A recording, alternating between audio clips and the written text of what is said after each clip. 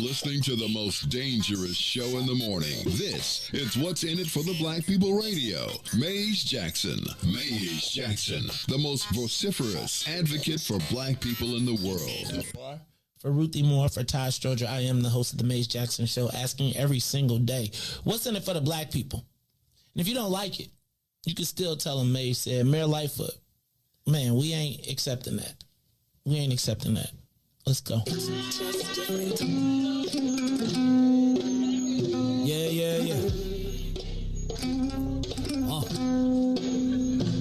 Let's get down to business and go ahead and address the facts. Mayor Lightfoot seems more lesbian than black. Rahm Emanuel's another case. He was just as tired. 50 closed schools left much to be desired. Police had Anjanette naked on that body cam. They suppressed the footage so it couldn't touch a lot of hands. Reminds me of that 16 shots in that cover-up. Both of them similar, so I went and dug it up. George Floyd killed, a lot of riots happened in the town. Southside burned and they wouldn't let them bridges down. Grandmother sick, need a prescription and plus a couple groceries. You gon' have to travel just to get it now. COVID-19 out here shutting all the business down. Not enough SBA loans to even give around. So many failed businesses that you can put them in the pile. If you don't survive the pandemic, it's gonna sit you down. We sing, dance, play ball, entertain, and crack jokes. Government infested black neighborhoods with crack smoke. System that milked us so bad we got lactose. Still trying to find out what's in it for us black folks. We sing, dance, play ball, entertain, and crack jokes. Government infested black neighborhoods with crack smoke. System that milked us so bad we got lactose. Still Still trying to find out what's in it for us black folks. Shout out to Willie Wilson, hope one day you get to send it. We need some different players in the game to handle business. Too many shady characters like Madigan and Blago. But when you really break it down, it's typical Chicago. City full of gangsters, it's what the land was built on. Same streets with hood legends, DNA get spilled on. Carjackers out here lurking, trying to get they steal on. Looking for a block to put them Hellcat wheels on. Let this give bogus appraisals a red line. Car crackers out here getting minimal fair time. And I'm concealed carry, I stay with the pipe. But Illinois gun laws giving minimal rights. Stay up on the swivel, make sure I'm moving tight. Check all of my mirrors when I pull up to the light. Pick my homie up from out of town, man, he caught a flight. He was hella nervous, told him, shorty, this a way of life. We sing, dance, play ball, entertain, and crack jokes. Government infested black neighborhoods with crack smoke. System that milked us so bad, we got lactose. Still trying to find out what's in it for us black folks. We sing, dance, play ball, entertain, and crack jokes. Government infested black neighborhoods with crack smoke. System that milked us so bad, we got lactose. Still trying to find out what's in it for us black folks.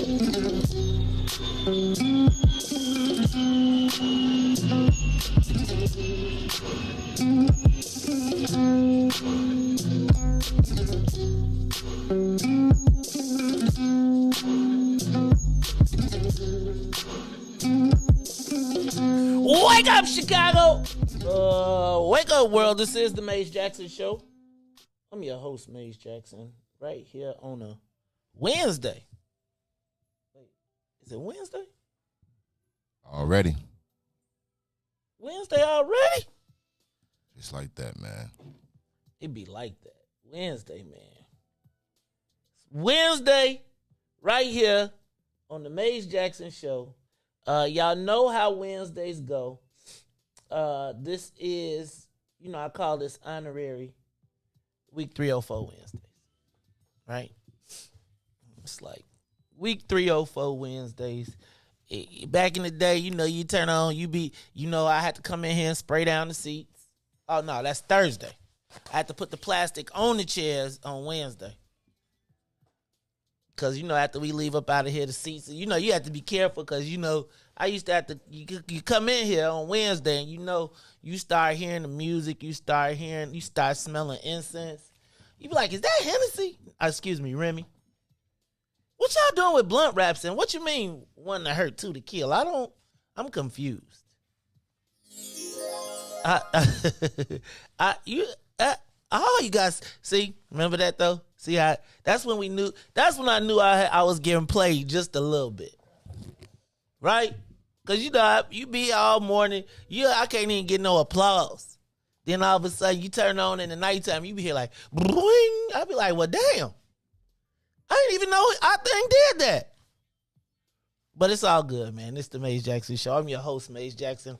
On this Wednesday, we're getting a little late start, so I apologize for that. It was not me, though.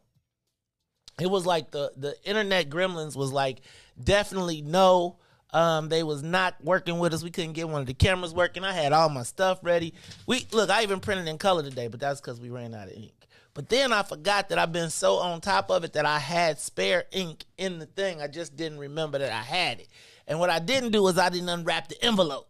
So you know how you keep it in the envelope when it comes, you be like, I'm going to be ready.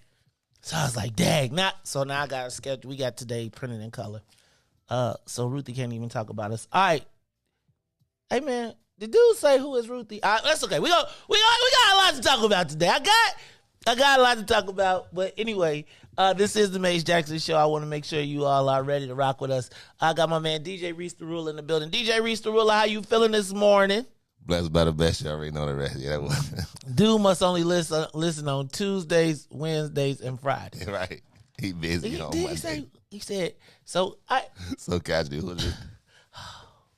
Yeah, and then I'm just telling you, I went back and read y'all comments. Y'all are off the chain. But I want to say this, and I'm going to say this, and I really did I think I'm going to have to start, scheduling a half hour. Like, you got to leave at 8:30. So we can at least have a conversation, right? And you can hear it, and you can hear it. I really do want to know what people thought yesterday, right? Because that was my first time having an extended conversation with the brother. Extended conversation. Yeah. Man, listen. Hey, first of all, I love the black brother. This is no shade, but if we been honest, I mean, he was on your like he could have did the a 3-hour show himself. I mean, he basically did. That's what I was just saying. I was just like, well, I'm going to just let you talk, dog. I was like, I'm going to just look. Conversation. I was looking like, you asked one question and he was gone for 45 minutes. I was like, hey, man. Hey, you like, know commercial break now. You come back, one more question. Just, hey, at one point, I don't even know if you noticed, but you sat back. You sat back at one point, just started looking at him like, go ahead, bro. You ain't saying nothing in 10 minutes. Have the floor. Have the floor. Hey, man. You gonna take? Bill said he taking the stage. He said you gonna give me the stage. I'm taking it. He said I sent you the script. I'm taking the stage. I'm taking the stage. He went to, hey, that's the day I wish Tyrone was here, because then he started rapping. You know, Tyrone. Tyrone. He went with the millennial rap. Ty would have went old school. It would have been like Big Daddy Kane versus Lil Durk or something, right? Like it'd have been like, Ty be doing, the old school. I'm a smooth operator. My name is Ty, and I don't fly, because I like to rap, and you know why, because I'm Ty. Right?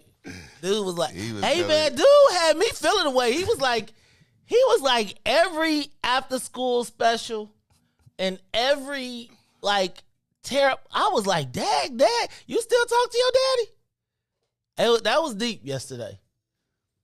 Yeah, it definitely was. But you could tell that it come from he's passionate, and sometimes when you really look at it, passion, it can only take you so far. You just got to know how to mold it. You could tell that the brother had a good heart. He had a good vision. But you can also tell that he kind of had the fact that he was running, positions that he shouldn't be running. He the board, the chair, the mayor. You know what I'm saying? He the president, the assistant president, the secretary. He answered his own calls and make schedules for him. like he was just doing too much. But you can tell that passion he had. He just really need, I guess, some guidance from like an elder leader that can be like, hey brother, I'm gonna take you under my wing. I see where you're going. I see this fire. I love this fire that you have in you. So let me show you how to mold it and put it in the right places and use it the correct way. I think sometimes people gotta be willing to listen though. They gotta be willing to listen. They gotta be able to hear. But this is me. I have made a pledge to allow and to open up the platform, to allow our young people the opportunity, right? I've come to the conclusion that, it's true you can't teach an old dog new tricks. But I do think that, again, here's this young brother that's done all of this positive stuff, and if we kick him to the curb, the white folks gonna pick him up. Just be like, okay, yeah, okay. Yeah, then he gonna come in here singing a different tone, right? But then he gonna come in here and they gonna push him, and then he gonna be like, y'all, I came on here and y'all talked about my hot chips. That probably works for white folks. Black folks like, hey, dog, we don't want to see no litter. Like, when you do that,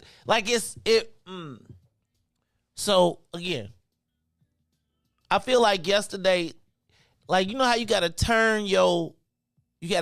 tailor your message to your audience. I feel like he hit us with the what you do with the white folks, right? Yeah, and they be like, "Oh my gosh!" We like, really, "Hey Joe, we all know somebody that got no shade."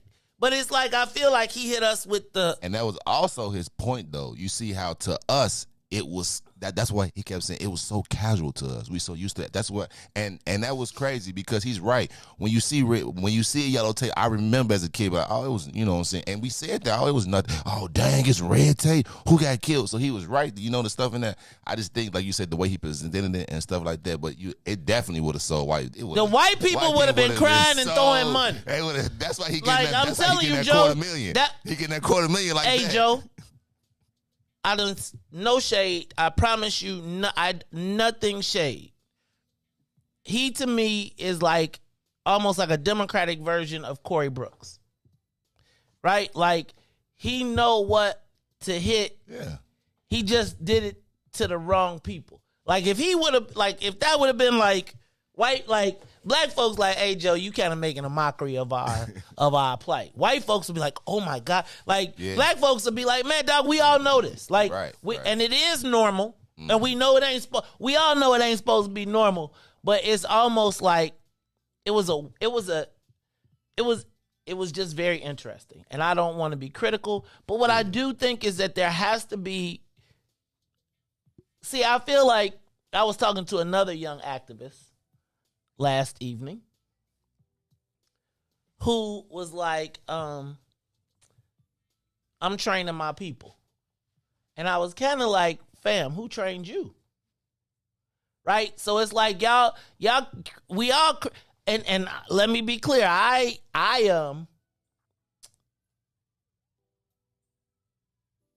would say that I have been trained old school in the old ways and then have adapted it. It's like I would call myself a renegade. Right? Like, I got all the info I learned, I went through, I got all the stuff. But one day I was like, hold on.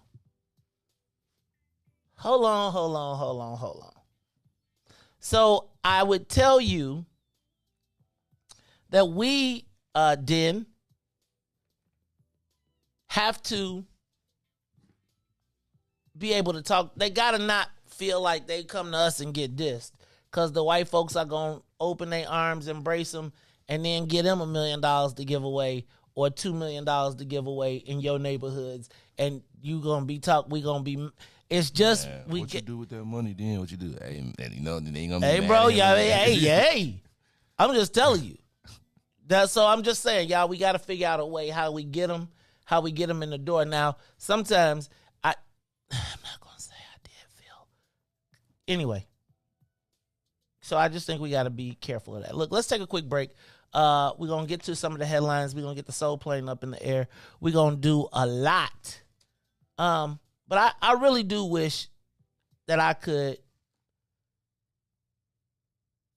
like, y'all, these young people got some young assassins, some young killers, some young people that if we buttress them, they could be real beasts for our people in the future.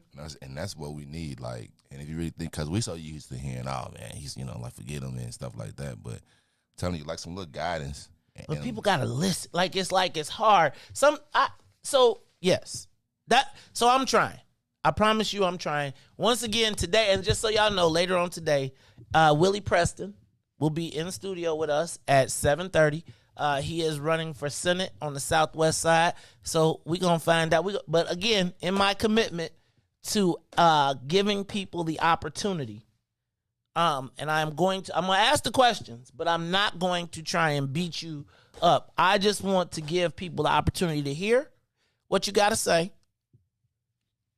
And then some of it, like I felt like yesterday I sat back because I was like, dude telling his own story, you could just talk. And I'll let the den judge. Now, we can do it however you want to do it. But it's all good. And I saw you sit back. I was in my mind. Like, you got to know Maze. And I did not bring the rope. You just sat back and just started listening. You brought, your show. I'm cool. Let me help you. I want to help you. I was like, you should leave at 8. Right? I was like, you should leave at 8. But it's all good. We didn't even get to the stuff I wanted to get to. All right, y'all. It's the Maze Jackson Show.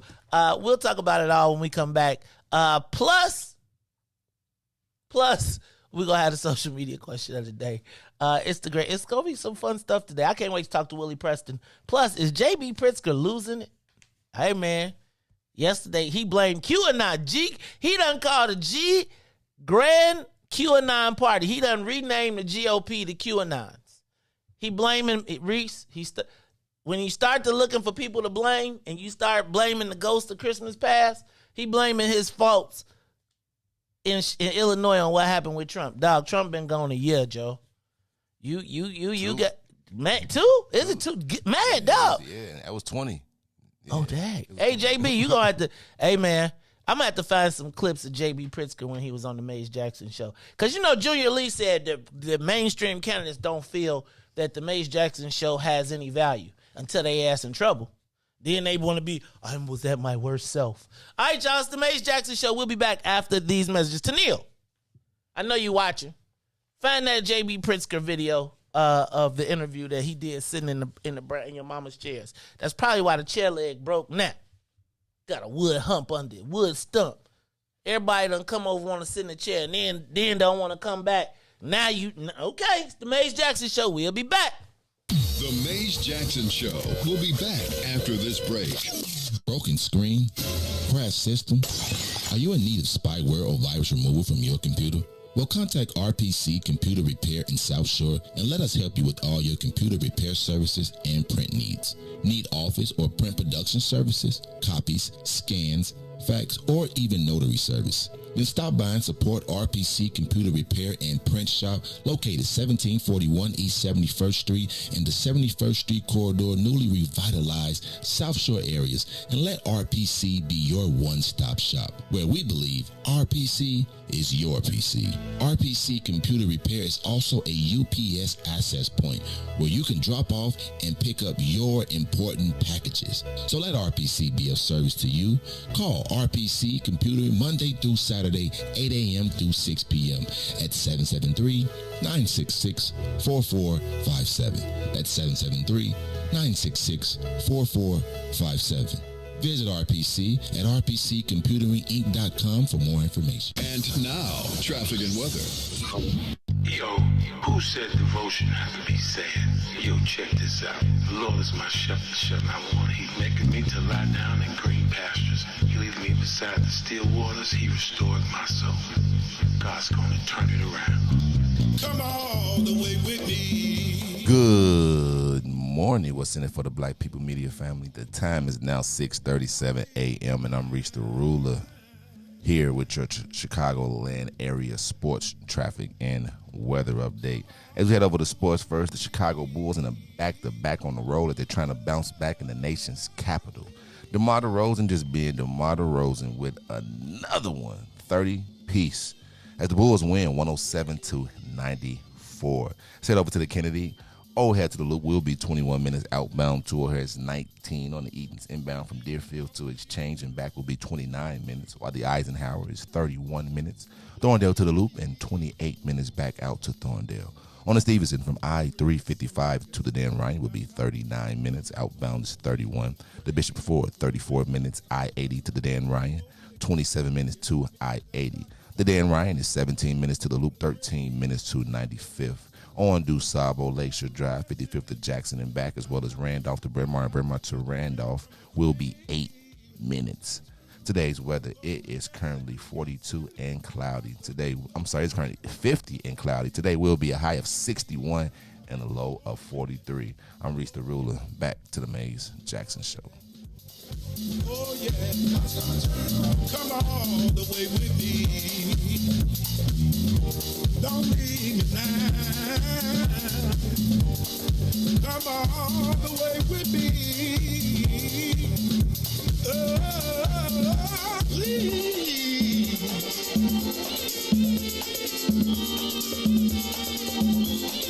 God's gonna turn it around.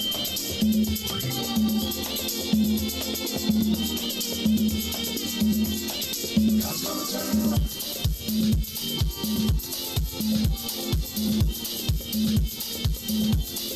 God's gonna turn it around.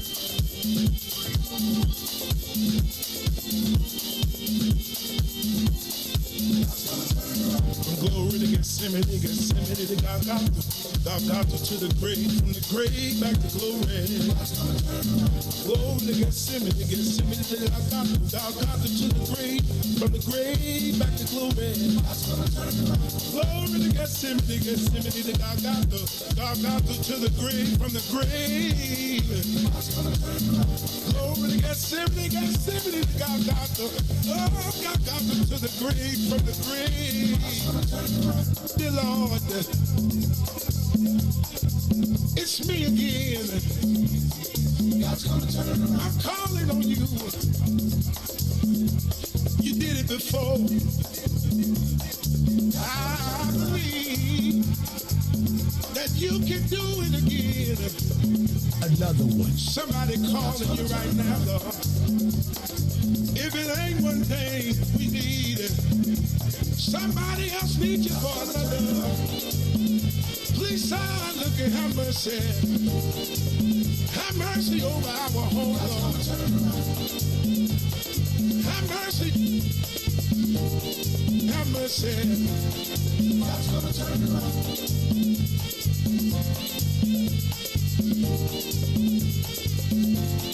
God's gonna turn it around. You are listening to the Maze Jackson Show. I'm your host, Maze Jackson. Got my man, DJ Riis the Ruler on the ones and twos. DJ Riis the Ruler.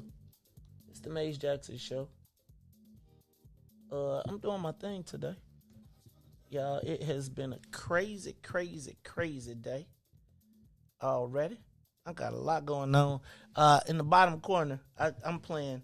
I was just thinking, we got to start getting to the point where people remember how we was getting down back in the day. Riis, it was almost 4 years ago that our governor was right here in this studio pleading his case. It wasn't this studio, though. It's right out there. So I'm going to let y'all get some old flashbacks while we rocking and rolling. All right, it's the Maze Jackson Show. I'm your host, Maze Jackson. Got my man, DJ Riis the Ruler. We are doing the Maze Jackson Show live right here. 2907 South Wabash, and it is about a little bit after 6:30, so this is the time when we welcome the Saints. Welcome to the Maze Jackson Show, Saints, from WBGX 1570 AM. Y'all come in every day from 6:30 to 8. That is when the Saints are in the building, so thank you, and you all can give us a call at 872-259-7474. Definitely want to tell y'all, give us a call today if you are tuned in, as well as want to thank all the sinners who get here a little bit early, got to stay a little bit late. It's like, you ever had detention before school? Did they ever have that for you? Like, you had detention before school? Like, I used to, it was... One time I went. Well, see, it used to be a time when you had too many detentions, so you had too many detentions to serve them in a day, so they made you come early so you could get them all. So that's like the sinners. The sinners got to get here at 6 o'clock. So they come early and then they got to stay late because they had to come early. They had to do a double detention. Right. Well, see, double detention. Like, and then one of them you had to, like early morning, like the teacher make you clean up, but you might get lucky because the teacher might come in with donuts or something. So she might bring you something. But after school, you had to wash the boards and sweep and, man. Detention was so different when I went to detention. You literally sat there. Like, you just sat in the classroom. You didn't say anything, and you supposed to just work for like an hour. But like, ours was, if you got too many and you never went, then they just picked you up in the middle of school, and then they make you spend the whole day in detention. Really? Yeah. Did you ever have in-school suspension? That's in-school. We used to have in-school suspension. That too. was the worst. Yeah. Like, I felt like in-school suspension was the worst thing because they just made you sit. Yeah, exactly. They just made you sit. That's what it was. And you be like, and you got to stare at the white wall all day. Like, you got to sit there. It was pre-institutionalization. That's what it was. All right.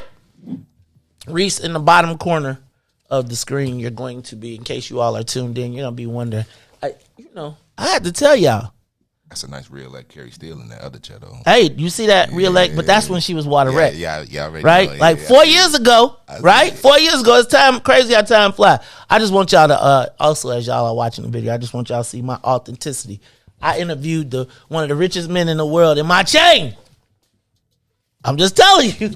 You had to with your chain on. With my chain on. I was like, oh, you want to talk about least offensive? Well, I'm going to give you some offense. All right, so anyway, y'all stay tuned. Y'all catch that on the bottom of the screen. All right, check it out. I'm going to run through some of my headlines. Oh, then, Riis, let's do this, though. First, let's get the soul plane up to 60,000 feet. Let's get this thing up and away when you get to it, because we are live here, Maze Jackson Show, flying 60,000 feet in the air.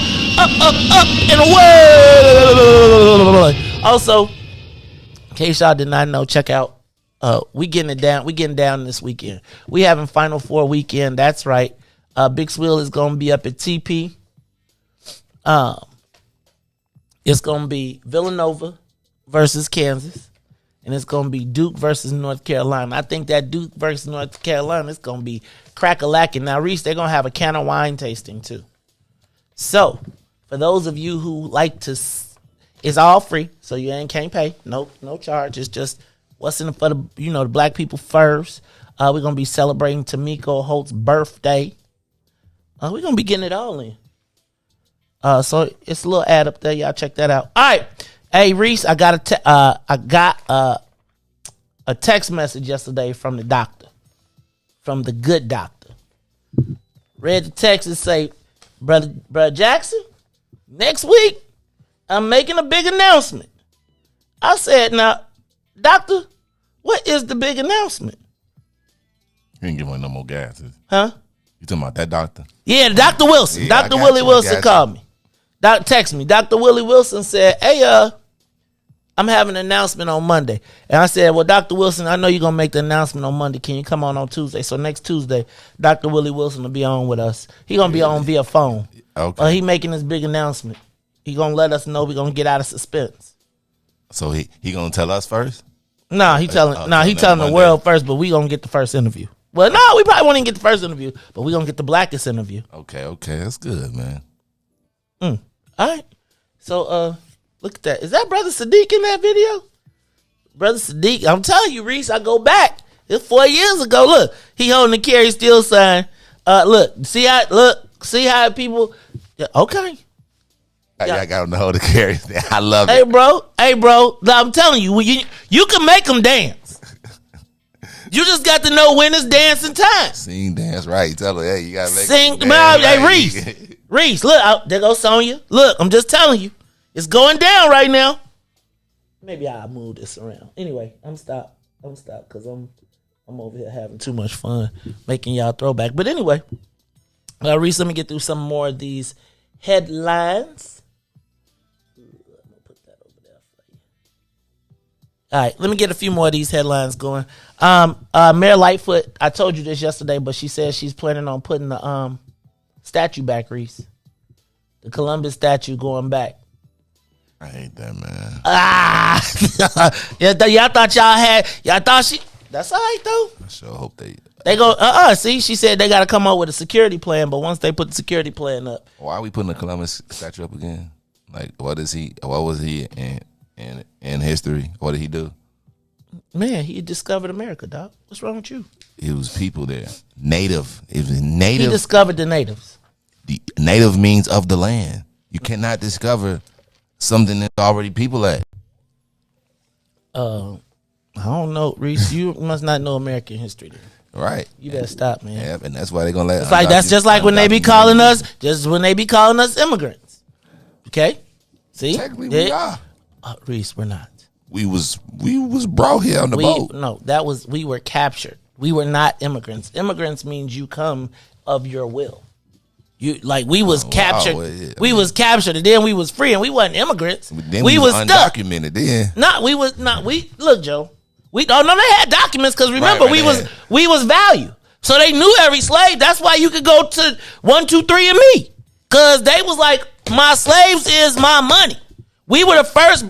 Boy, you better don't give me stuff. See, that's why you running around here. That's why you millennials running around here talking about y'all support the rights of undocumented immigrants to vote in municipal elections. Y'all heard that too. That's okay. I asked that question 3 times. Like, my thing is you okay. When you running, you gotta touch all people. You know what I'm That's saying? why I support the U.S. Constitution. Which one? The revised one or the first one? I support the United States Constitution as it is right now. It's a working document, and no document is perfect, but I support it as it is. As times change, then we must change. But right now, I support the United States Constitution.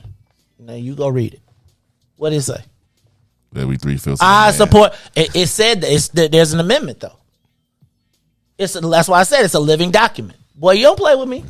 Don't play with me. I'm ready. You want to trap me up on CNN? I got you. I support the U.S. Constitution. Black man can't support the U.S. Constitution. What kind of American would I be if I didn't support the U.S. Constitution? I think we should be partaking the rights and privileges afforded us as U.S. citizens. I think that America is the greatest country in the world, and I think there's a benefit to being here. It ain't where you from, it's where you at. Nah, what's up? You want to bless me, Simone? Nah, I don't really support anything with America. I'm just glad that I live in this so much freedom here. You know, I don't really condone. I try to stay in my own little bubble. I know the world all messed up, so yeah. Okay. Yeah. But I just don't believe I just believe that's a lie. I don't care if it's Italians or anybody listening. It's a lie, and it's a story that you lying to kids. Like, that's almost telling kids to lie. Like, you just go somewhere. Giant and Juicy steal did it and too, lie. I mean, Juicy. That's how we learned in our history to lie. We're going to put a lying man up that came here that also introduced smallpox and all other diseases, and then enslaved some of them. It sounds like a massacre to me. That's what it sounds man, like. Be careful. Be careful, man. How can we celebrate that? That's a massacre. That man came here and he killed people, took their land, sold them, gave them diseases. And sounds like the story of the white world, dog. We sitting here like, look at Africa. Look, there's nowhere in the world you can't go that ain't the story. That's the statue that they they shot at the tree, right? They what?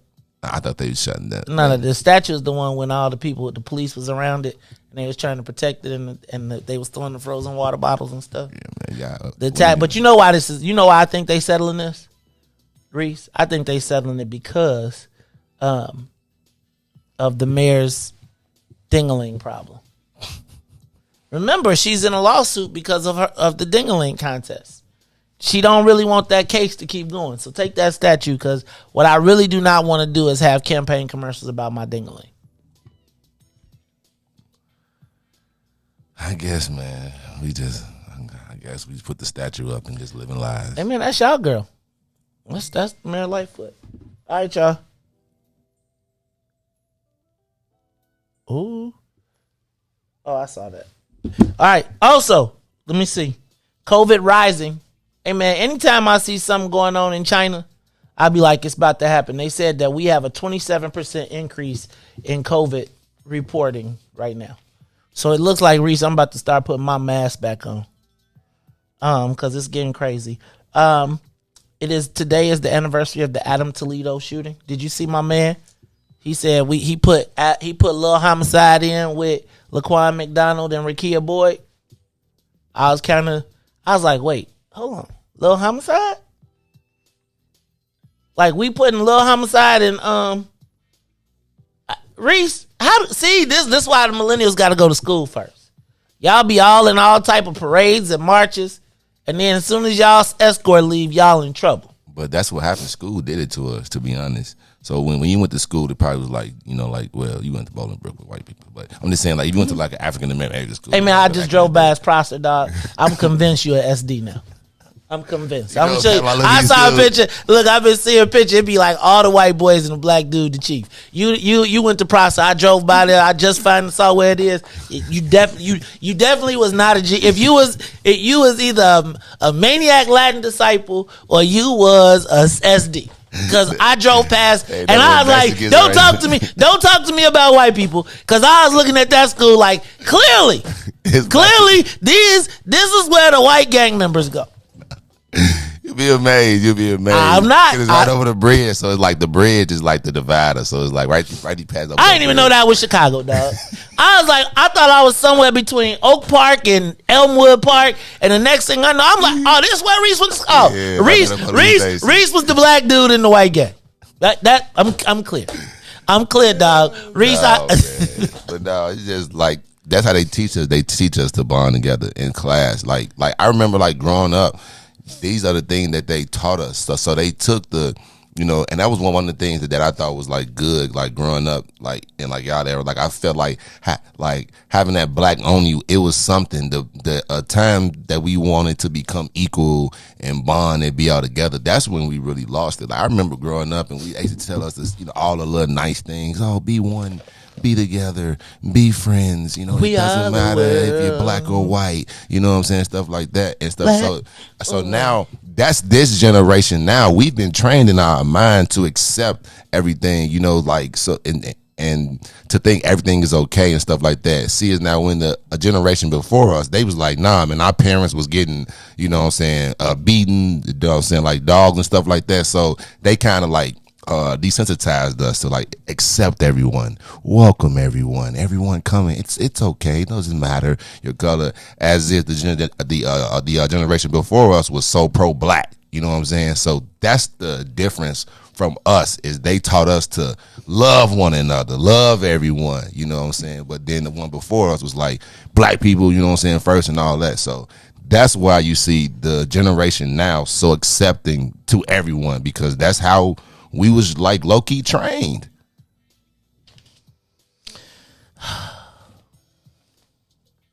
They trained us to be against our own self-interest. That's all I'm going to let it be.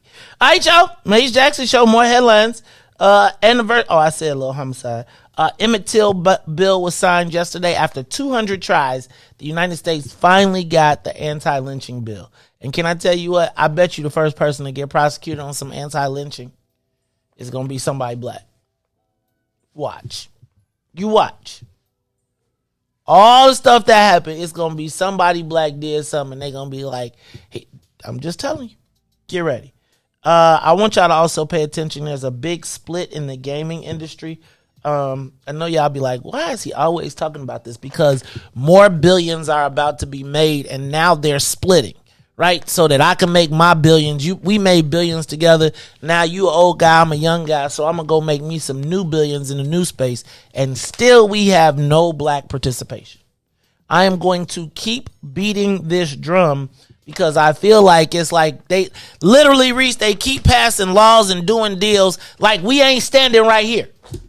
Like, they be like, all right, we finna make another billionaire in front of y'all on a whole new industry that y'all can't participate in. And ain't nobody saying nothing. Okay. I'm gonna tell you. Y'all better hope.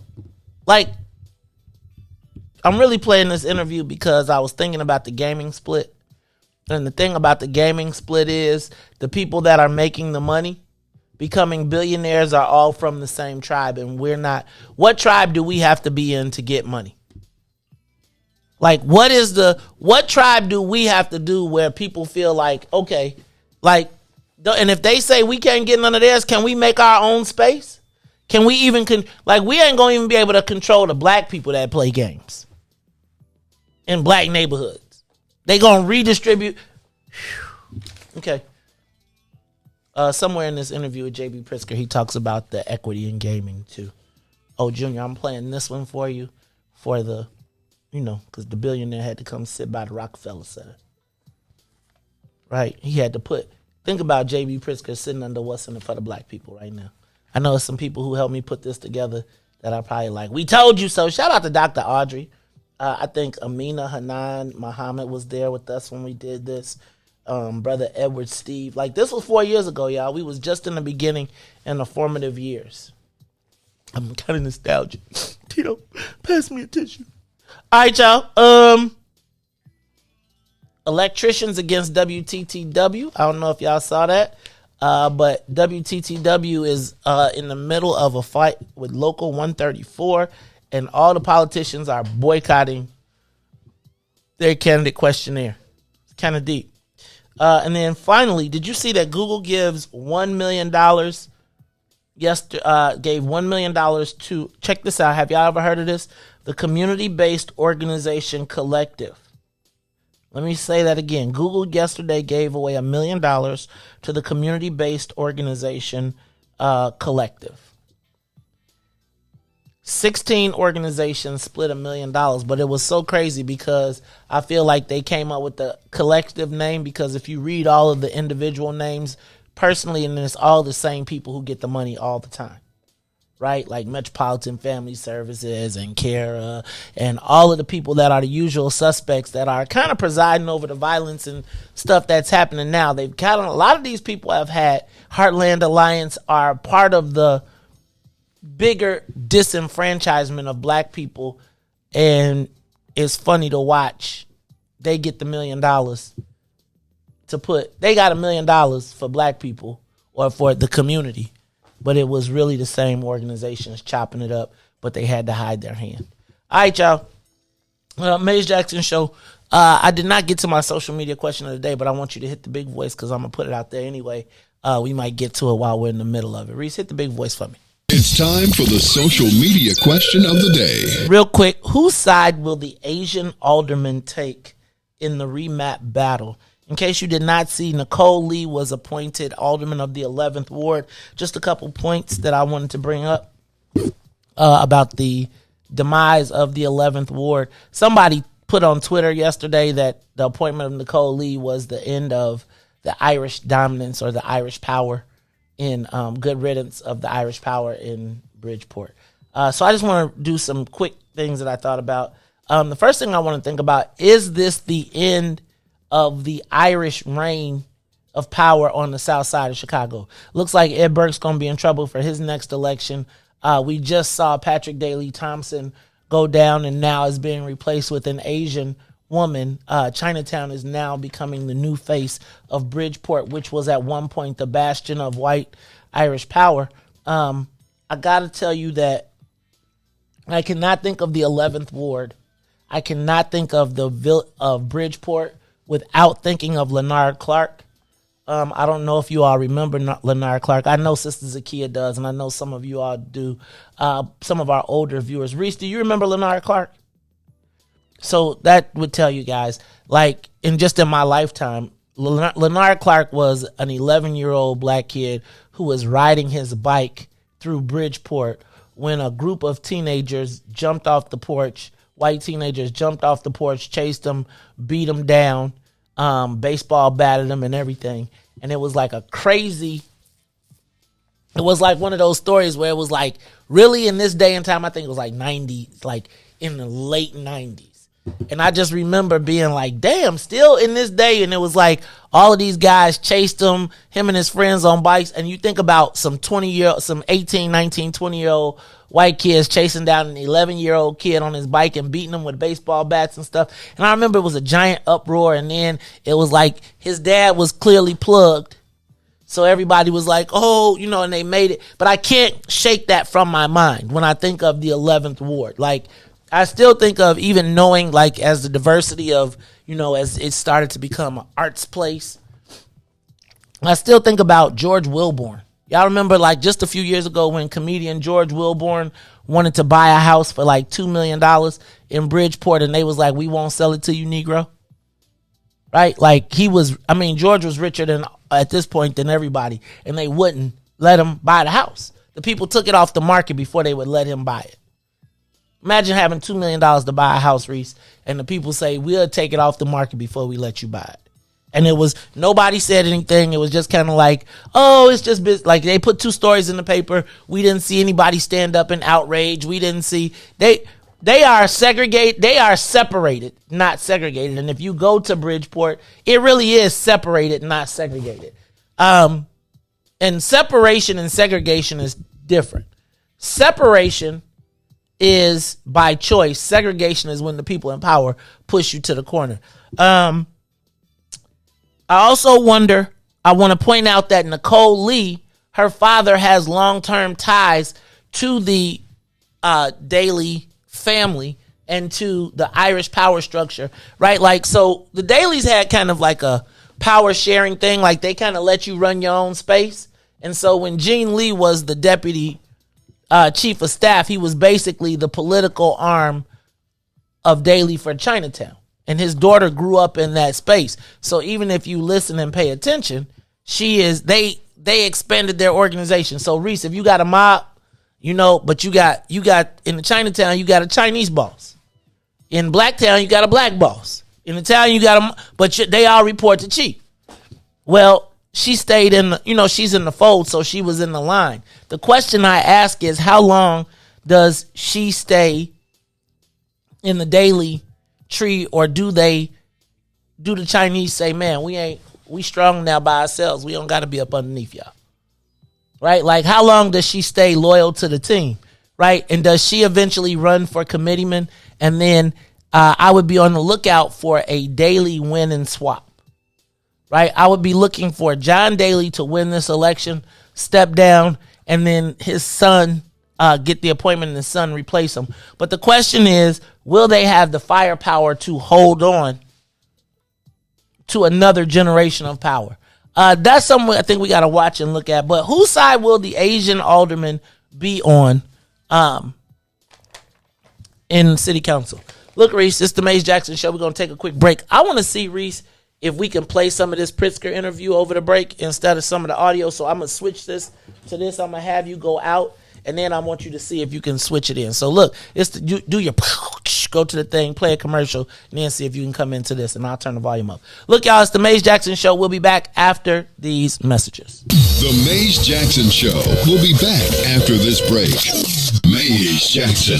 Tune in to the Maze Jackson Show every day, Monday through Friday from 6 to 9 a.m., where you can catch us on YouTube, Twitter, Twitch, and Facebook Live. Plus, from 6:30 to 8, you can get us on WBGX 1570 a.m. That's right, it's the Maze Jackson Show, where every single day we ask the question, what's in it for the black people? And if you don't like it, you can still tell them, Maze said. We out of here. Peace.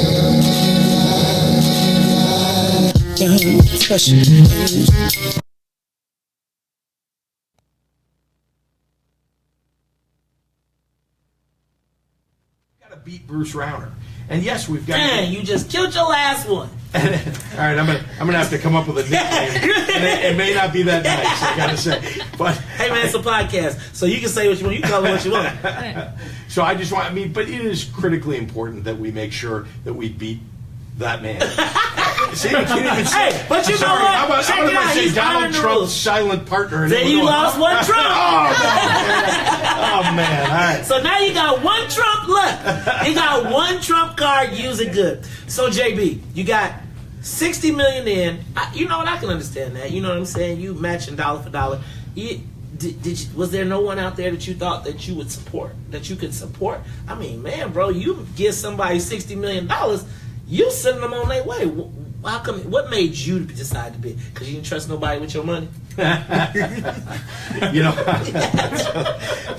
I mean, $60 million. I'd be like, you know what? I'm gonna hold on to this myself. Go ahead. You go ahead.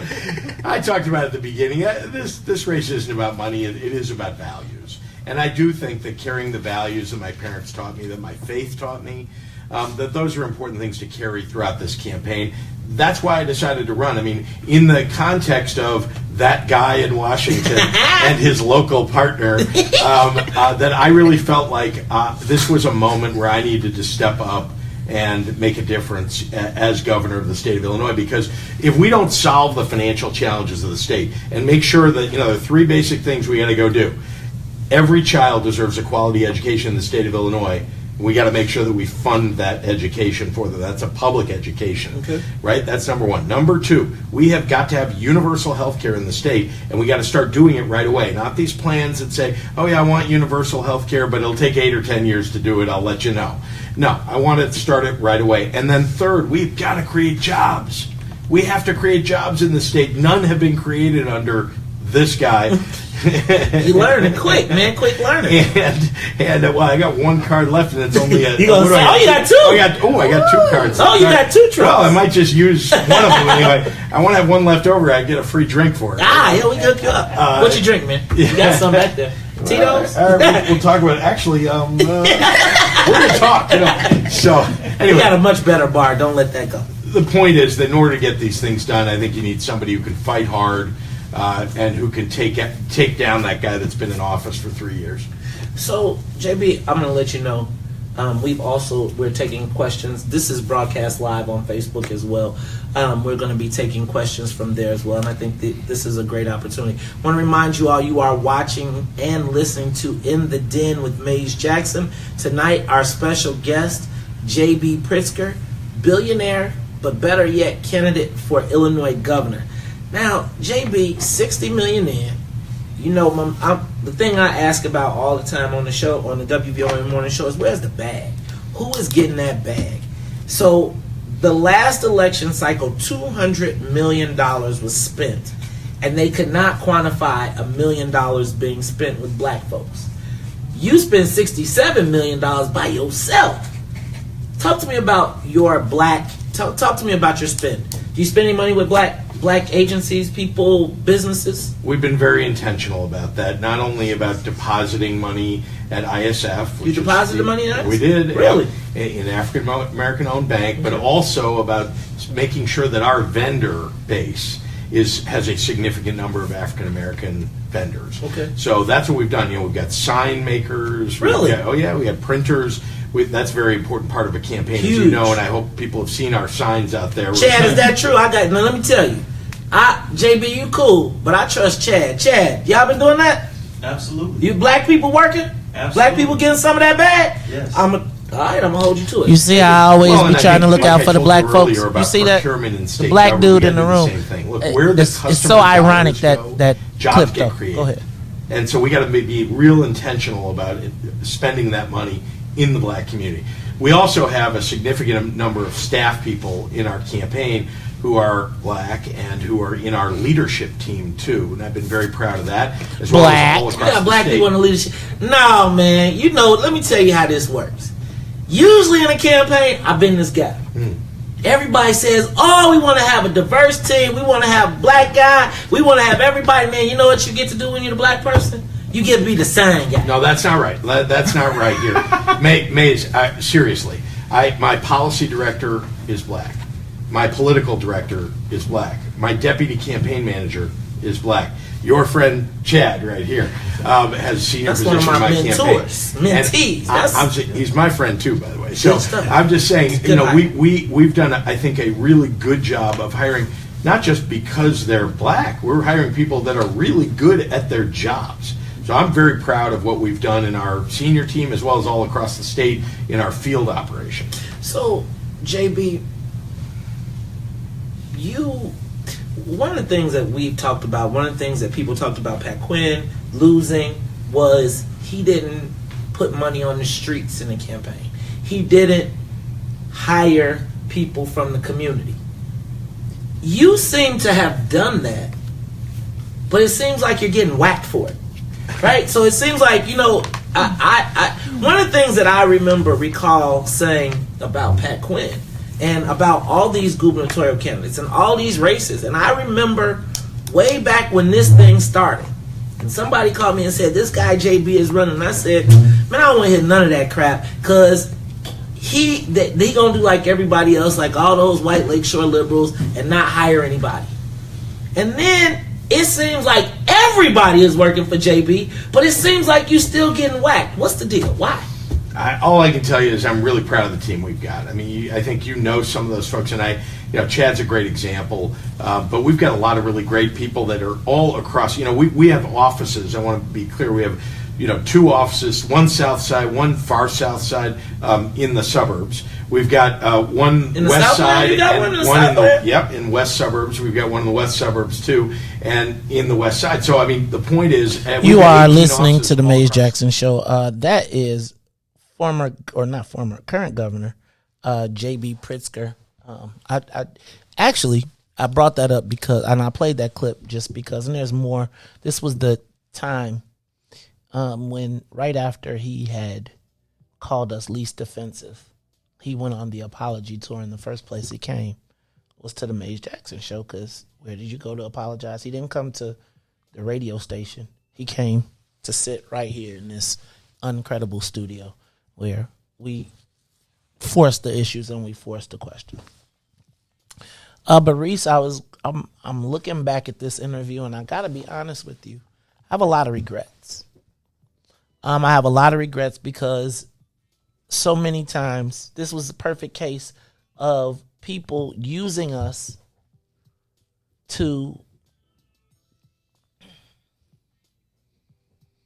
using the credibility that we have with black people to get the message out, and then not living up to what they said. This was the day after he did the least offensive, and he came to the office to come sit down and talk. Riis, yesterday or 2 days ago, we saw Governor JB Pritzker lose 2 of his appointments to an obscure board called the Prison Review Board. Now, I just want to be clear, the Prison Review Board pays a little bit over $110,000 a year. And basically, Riis, you review the cases. And Eleanor Wilson, former good friend of President Barack Obama, and Oriel James, Eleanor Wilson was rejected by the Senate, and Oriel James resigned before they could reject him. And Riis, I can't imagine a time when a sitting governor cannot get his appointments through a supermajority Senate of Democrats. Riis, yesterday, 14 Democrats voted no for JB Pritzker's appointees, and 12 refused to vote at all. That's 26. That's 26 people. I believe it's 32. I got to figure out what the number is in the Senate. But the reality is, Riis, is that I am wondering, has JB Pritzker lost his power? Give us a call, 872-259-7474. Has JB Pritzker lost his power? If he has, how and why? Do you think JB Pritzker, like I'm curious right now to see where he is with black people. And I want to juxtapose that with Riis's favorite guy, right? So Riis, I got to do something. We're going to come back to this audio here because I got another clip that I want to play. Because I want to compare these guys and contrast them. So I want you to come back to the audio, and I am going to play a new commercial. Right? Tell me those. From Riis's favorite slave jumper. And a couple of the people that I really rely upon. Oh, hold on. I'm sorry. I got to cut the audio on the rest of them real quick, Riis. So I guess my question right now is, who are we looking at? Like JB, if we were to look at a race between JB Pritzker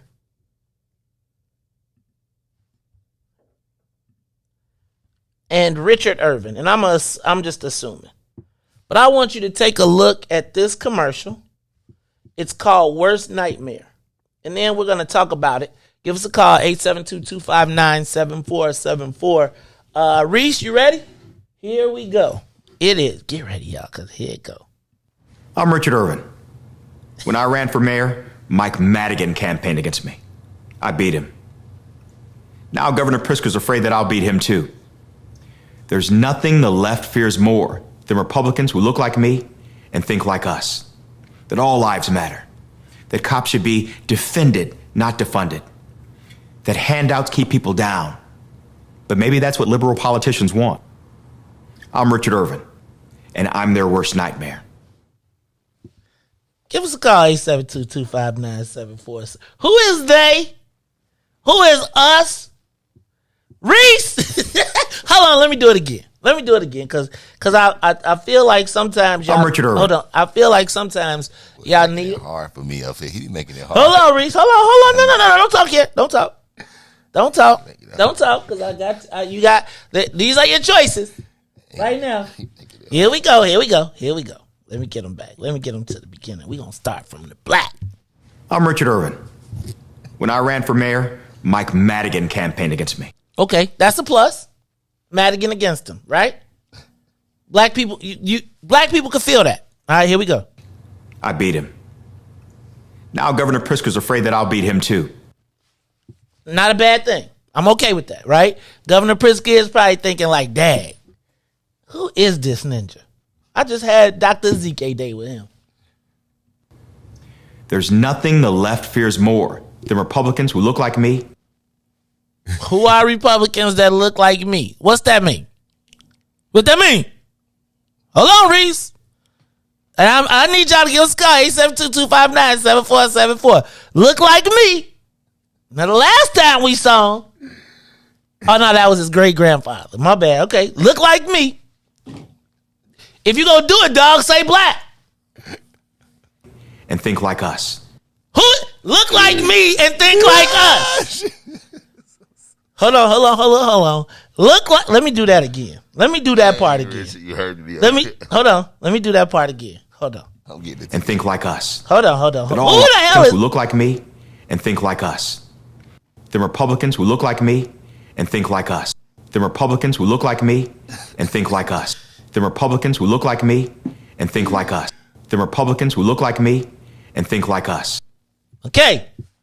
Bro. Look like me and think like us.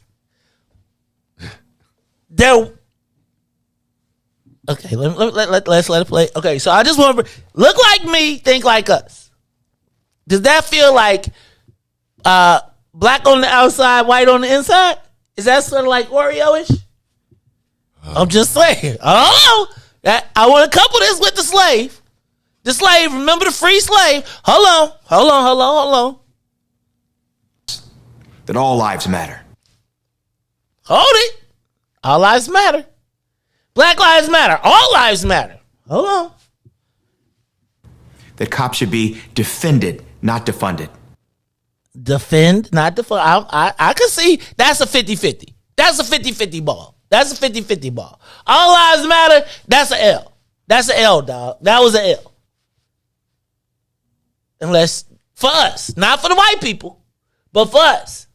Because I'm gonna remind you. You see how I did the look like me, but talk like. Remember, you mad because I be playing it back and forth. But just remember, during election season, they gonna be like, look like me, talk like us. I mean, look like Lee, but think like us.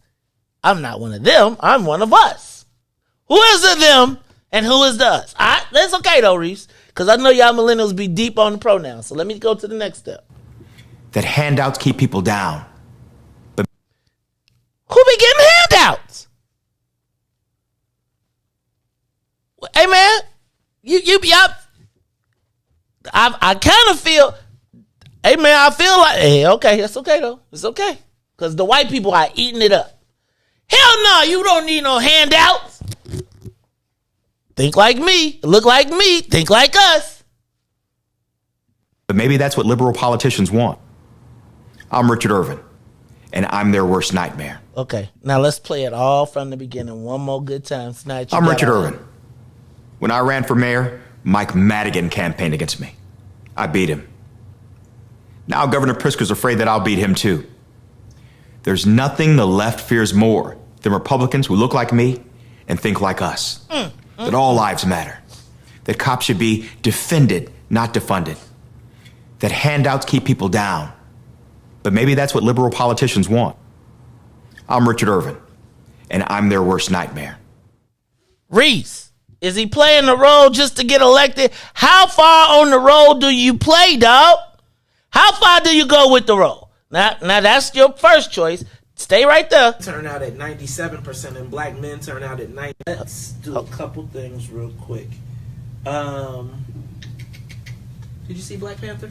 I have not seen it yet. I've talked. What? Listen, I'm on the campaign trail. Who? You better take hours off to go see 2 hours. Listen, let me just tell you, want the there black is no vote? time. There are 12 days left in this campaign. Let me just tell you this. Go see Black Panther and take a picture and do Wakanda Forever. And I'm telling you, it'll get you way more votes than probably some of these trips. If the brothers knew you went to go see Black Panther, they'd be like, man, JB might be all right. At least you know. So I'm telling you, Chad, get him to the movie, man. I love that it's one of the most successful movies out there. But here's the thing that I have heard consistently about the movie that I just want to, call to everyone's attention. See, he know about Black Panther. There are really powerful women represented in that movie, African American women, and we know, we've talked a lot during the last 12 months in politics, particularly Democratic politics, that it's been black women who have been showing up and who genuinely have been left out for so long and need somebody who will stand up for them, but they are the ones showing up. We now need to deliver for black women. I'm glad you said that. JB, one of the things that I hear everywhere is that black women turned out in record numbers, right? For this Doug Jones thing and everything around the world. Virginia. Mm-hmm. Why does it seem like black political capital in the Democratic Party is being pushed towards DACA? Well, that's what I'm saying. I'm not pushing anything aside. I'm saying black women are hugely important to the Democratic Party. And not you, black men. Hugely important if we want to lift up the whole state. So when I talk about this intentional economic inclusion plan, we are talking about black women very specifically. What about the brothers, man? I'm not leaving you out. Don't leave the brothers out, man. I'm telling you, without black men, black women become unprotected. Wait. What? Not like that. I want y'all to know this is 4 years ago. Oh, you got some comedy. This May. Come on. Somebody. Look, no. Somebody. I hear from my sisters all the time that black women are the least protected people. That they are oftentimes the easiest to be victimized, not just sexually, but just in general. And I may not be saying that properly, But I think that one of the things that I am seeing very often that is very disconcerting to me is the separation of black women from black men. So if black women turn out at 97% and black men turn out at 93%, don't exclude the black men, but there always seems to be that. That's not on you. That's just something that as you start to talk about your language, think about stopping putting divisions, because we're trying to bring our community together, and it seems like someone is always trying to peel them off. So I'm going to take some questions from the Facebook Live feed. Let's answer these as quickly as you can, because I want to try and get some, and I want to give you an opportunity.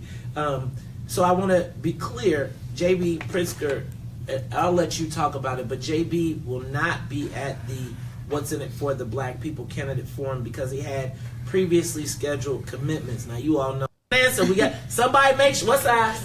Well, do I have to reveal my size? All right, we're doing it off camera. I don't think it's any surprise to anybody that it's a double XL, all right? Oh, double X? Oh, we got those. All right. Would you wear? I ain't gonna ask him about the Queen Sugar shirt. I'll let that go. I give you a pass. You don't even gotta answer that. Reparations. Yes or no? Reparations for black people. Look, we got to make sure, like I said to you, if we're not putting significant economic development dollars in the black community and helping build up capital and Riis, ownership, we're go doing let it wrong. And that's Willie what Preston I've been in very at the downstairs. intentional about. That's what I've talked a lot about during this campaign. And by the way, something important for us to focus on in the state is making sure that that small business loan program and the technical assistance and mentorship that we're putting together is focused so that we can lift up the black community. So that, to me, addresses some of the systemic racism that exists. It doesn't address all of it.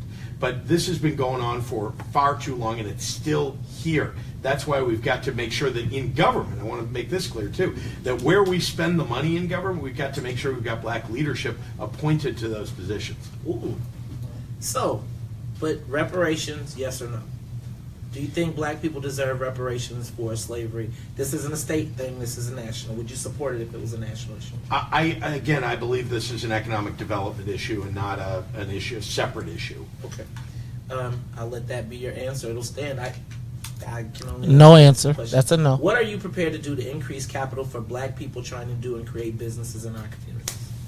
What am I going to do about that? Yes. Well, I think I've talked a little bit about that. Making sure that we've been very focused about putting capital into the black community, people who have the creativity and entrepreneurship, and there are a lot. Has he delivered? The thing that holds people back is the availability of capital. So, JB, currently, right now, What's in It for the Black People Political Action Committee is working with State Representative and Assistant Majority Leader Art Turner to create zones that would be, they wouldn't be called black empowerment zones, but they would be empowerment zones that allow us to create special incentives for people to move there and create and grow their businesses. Would you be in support of that? I would, and furthermore, there's a federal program now. I was not in favor of the, what should I say, that guy in the White House. His you tax got two? plan, his tax, I'm not going to use them. Oh, wow. You got a couple, you got I was not in favor of his tax plan, but one thing that's in there that'd be really Chris Kennedy.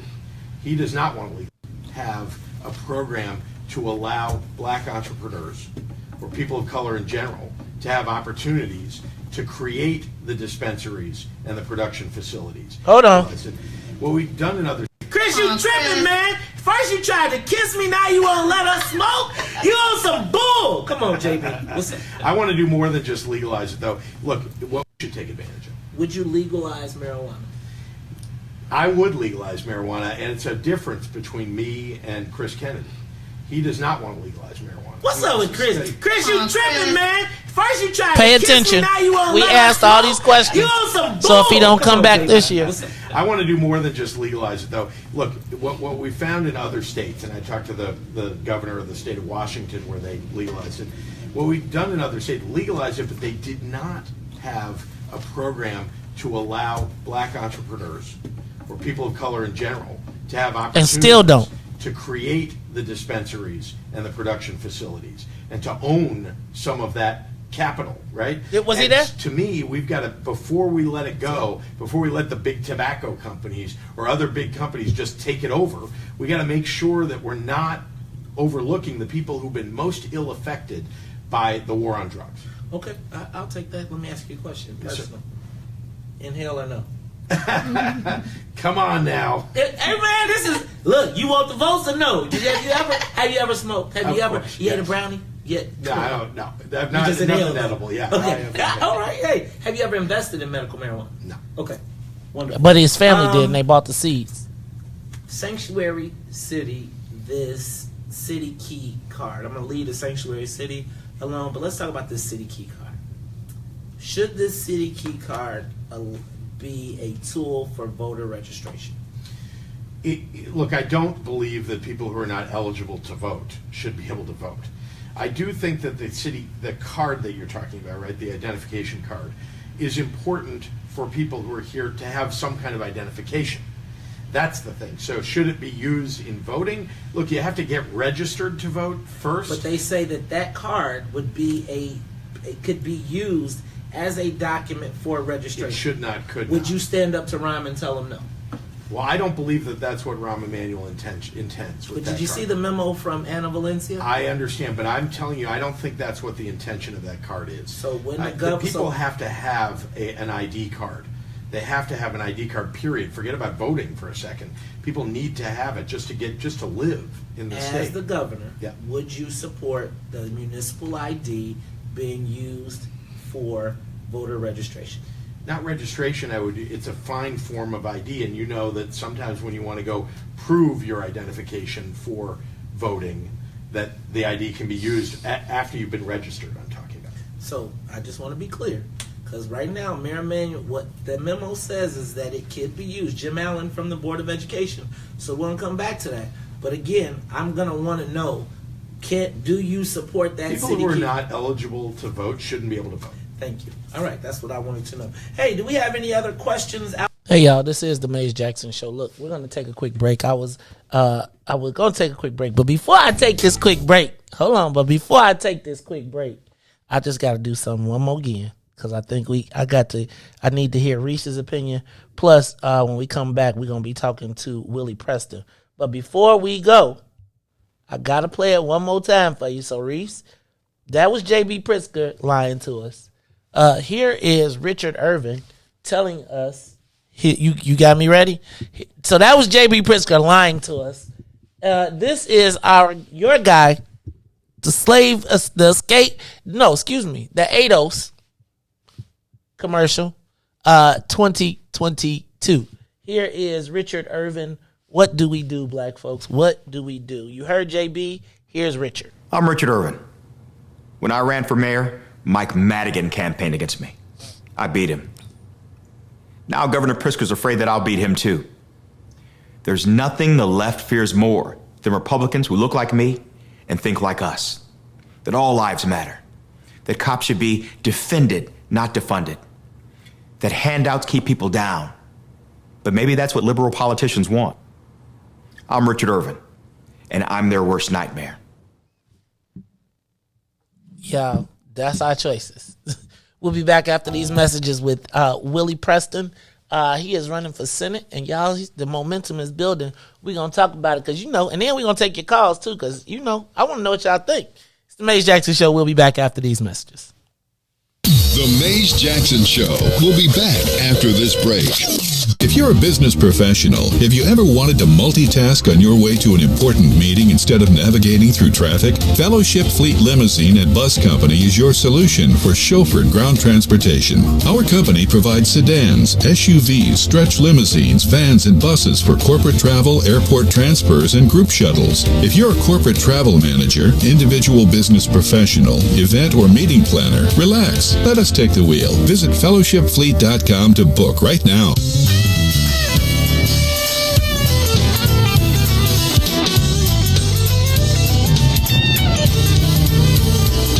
I'm so glad that the Lord keeps on blessing. Y'all, I must say, every day He's making a way. Ooh,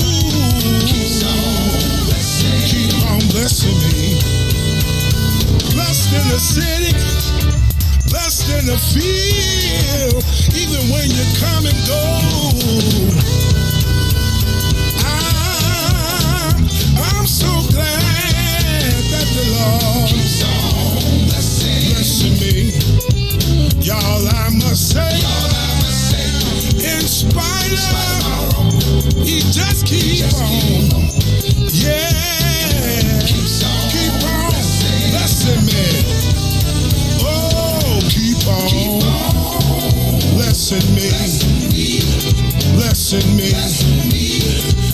blessing me. In spite of me, he keeps on blessing me. Blessing me.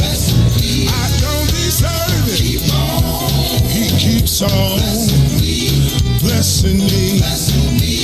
Blessing me. All the time. He keeps on blessing me. Blessing me. Lord, we need you. Lord, we need you. Lord, we need you. Can't make it unless you. We need you to stop it. Come on and stop it. Do it every day, every hour. Come on and do it. Do it for us now. Somebody in a hospital. Somebody down. Don't feel too well, but bless us now. In the name of Jesus. Oh, please keep on blessing. That's what Grandmama said. Please. Oh, please. Yeah. Oh, please. Yeah. Keep on blessing. Keep on blessing. You are listening to the Maze Jackson Show. I'm your host, Maze Jackson, live in the building. Hey, y'all, that was your we've been having a great conversation, but since we're talking about state politics and state government and all of that good stuff, we got the governor's race coming up. But y'all know this is one of those big election years. And speaking of big election years, man, y'all have seen this brother summer everywhere, all the time, at the forefront. I don't even know when I remember first meeting this young brother. But I knew that when I first met him, that he had an energy and a fire and a spark. And you know, sometimes I look and I say, where you come from? Who your mama is? Who your daddy is? Who put you in this game? And sometimes, you know, over time, pardon me, one of the things that happens is this political game, people have become self-declared political experts. Really no background, no work put in, but they, with the platform, social media, they can usually just make themselves something that they haven't. And a lot of times, people don't necessarily want to put in the required work. And I remember seeing this brother on the trail and saying, man, he be yapping a lot on social media, but not only does he talk a lot on social media, he's actually out and about in the space. And so over the course of some years, I have come to watch this brother, admire this brother, and support this brother. And now he is in a quest to become state senator. So let me do this. Let me say, I think we are all familiar with him from his activism, his work in the community, all them damn kids. But he is one of our own, and I want to be here we want to be on board early, supporting him as he makes this journey to become a sitting Illinois state senator. Y'all do me a favor, Riis, find my applause, right? What I want to do is I want to give him some applause. Y'all do me a favor, and y'all welcome to the Maze Jackson Show, brother Willie Preston. Welcome to the show. What's up, Willie? How you feeling, man?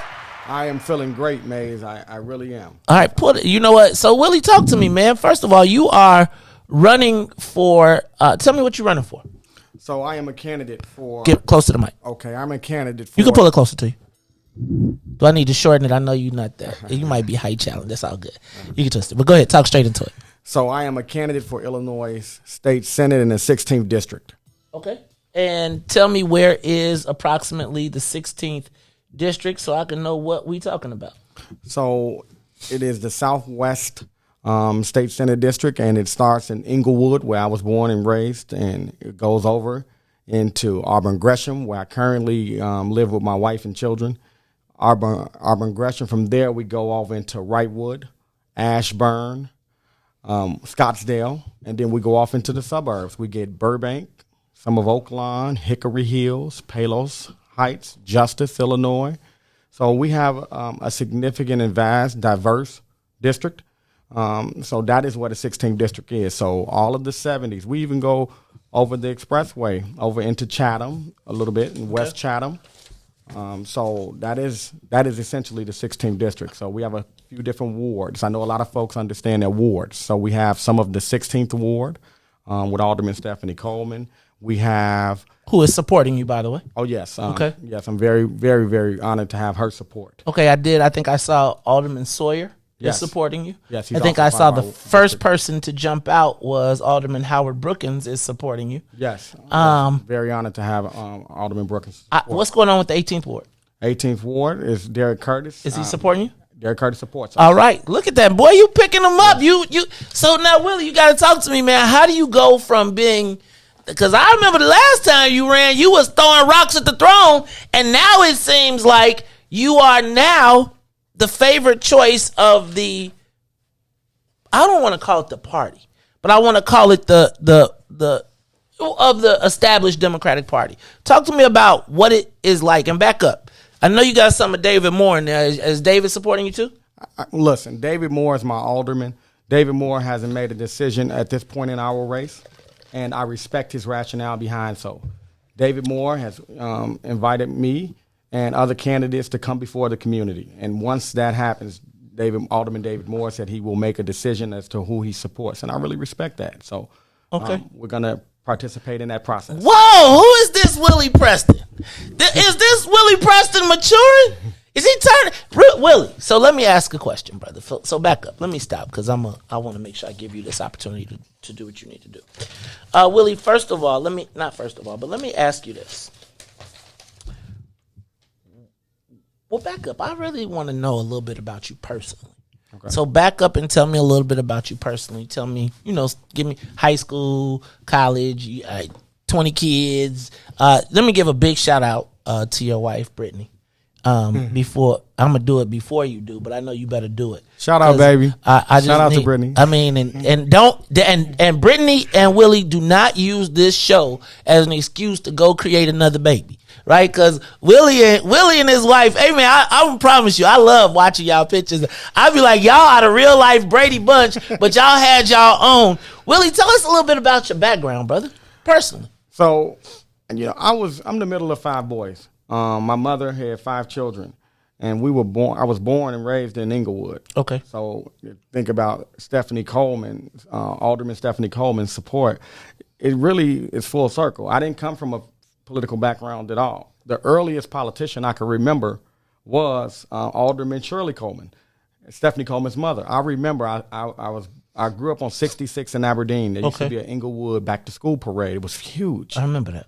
And I used to walk a couple of feet down to 67th with my parents, and we used to watch the parade. And one of the things that I remember, one of my earliest memories, is Coleman. It was everywhere.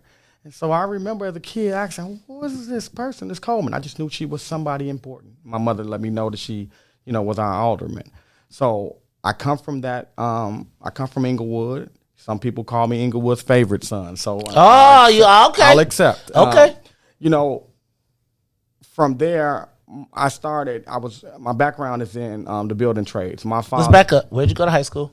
I went to high school at Paul Robeson, but I was a very. Was that the Raiders?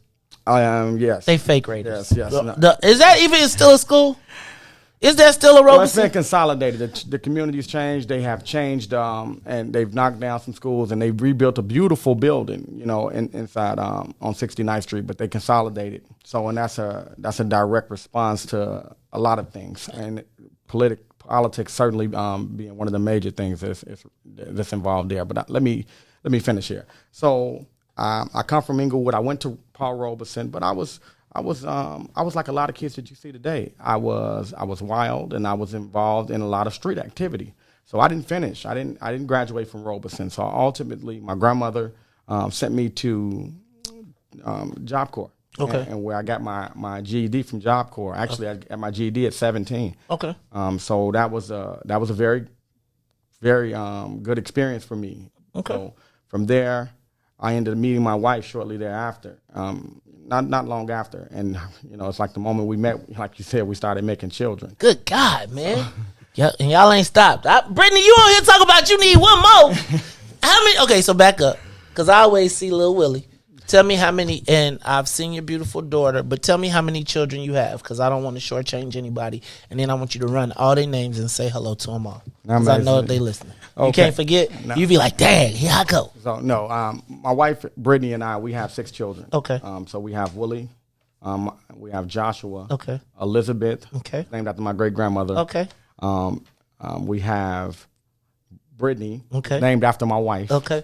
And we have Lamar. Okay. Who named after my brother's middle name. Okay. And we have Lear. Okay. Who's named after my great grandmother. No, I did not cheat, but me and my wife, we had a competition each time, and I was just very fortunate to be able to pick a lot of those names. Oh, okay. Okay. Cool. All right. So Willie, talk to me about what motivated you to. No, back up, because you mentioned the Chicago building trades. Talk to me about the Chicago building trades. I know that sometimes they're controversial, particularly in our community, as it relates to access to contracts and opportunities. Talk to me about your experience with the building trades. So, I was at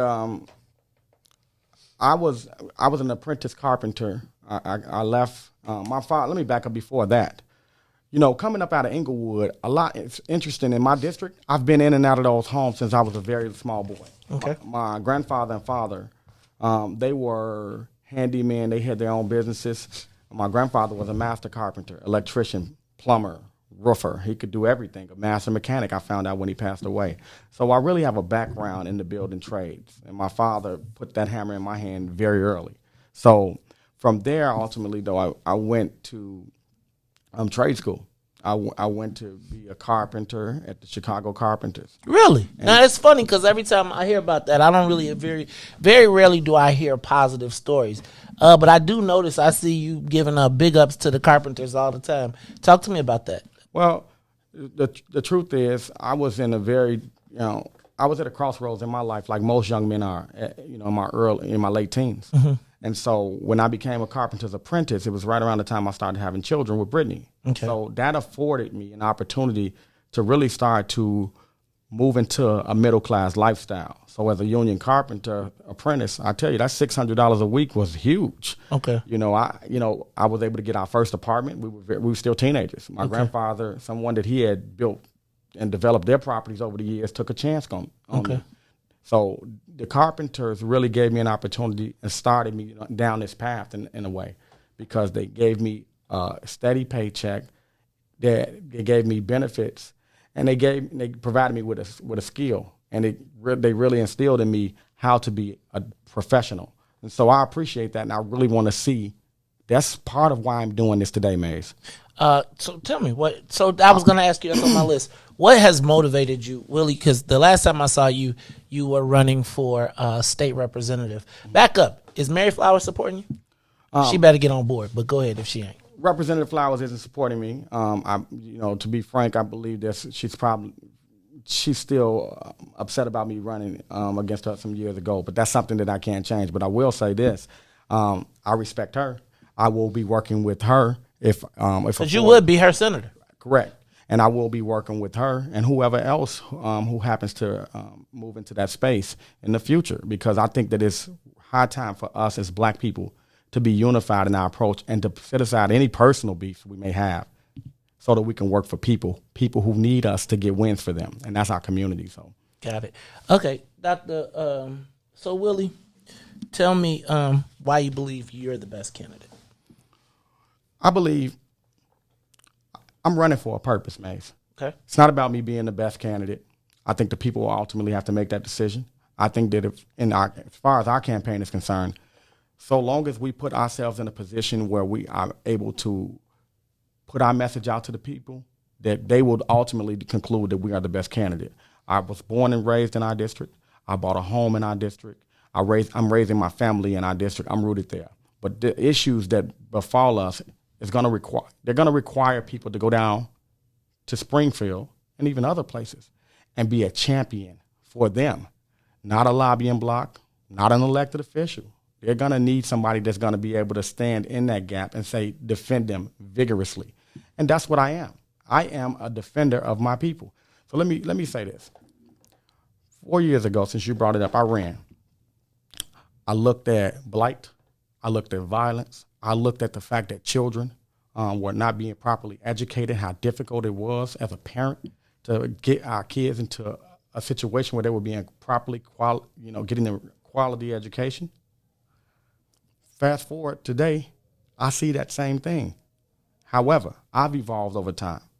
Not only do I see those issues, this time around, I recognize the value in partnership because nothing great gets done in a silo. And that's the message that I have brought to all of our local committeemen. Say here, yes, I believe it's time for a new breed of leadership, someone that'll go down and fight with the utmost confidence, unapologetically fighting for our people. However, I'm not going to get everything I want at the time in which I want it. But together, if we work together, we can get everything that we want eventually. I say often, I don't know if you knew Hal Baskins, I remember him saying, we may not have it all together, but together we have it all. And that's what I see when I see Howard, when I see Rod, when I see Stephanie Coleman, a rising Democratic leader, in our community. And I see that in myself. I know that our community is pregnant, Maze. Our community is pregnant with opportunities. Hey, boy, you got to be careful. And I know something about pregnancy. Right, I was about to say, you know something about pregnancy. Well, listen, let me say this.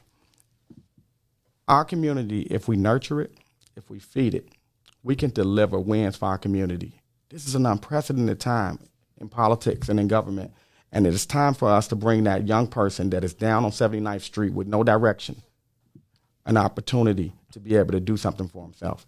That's me. I'm fighting for me, who I was 20 years ago. And it hurts to say that. It starts for me to recognize my own age.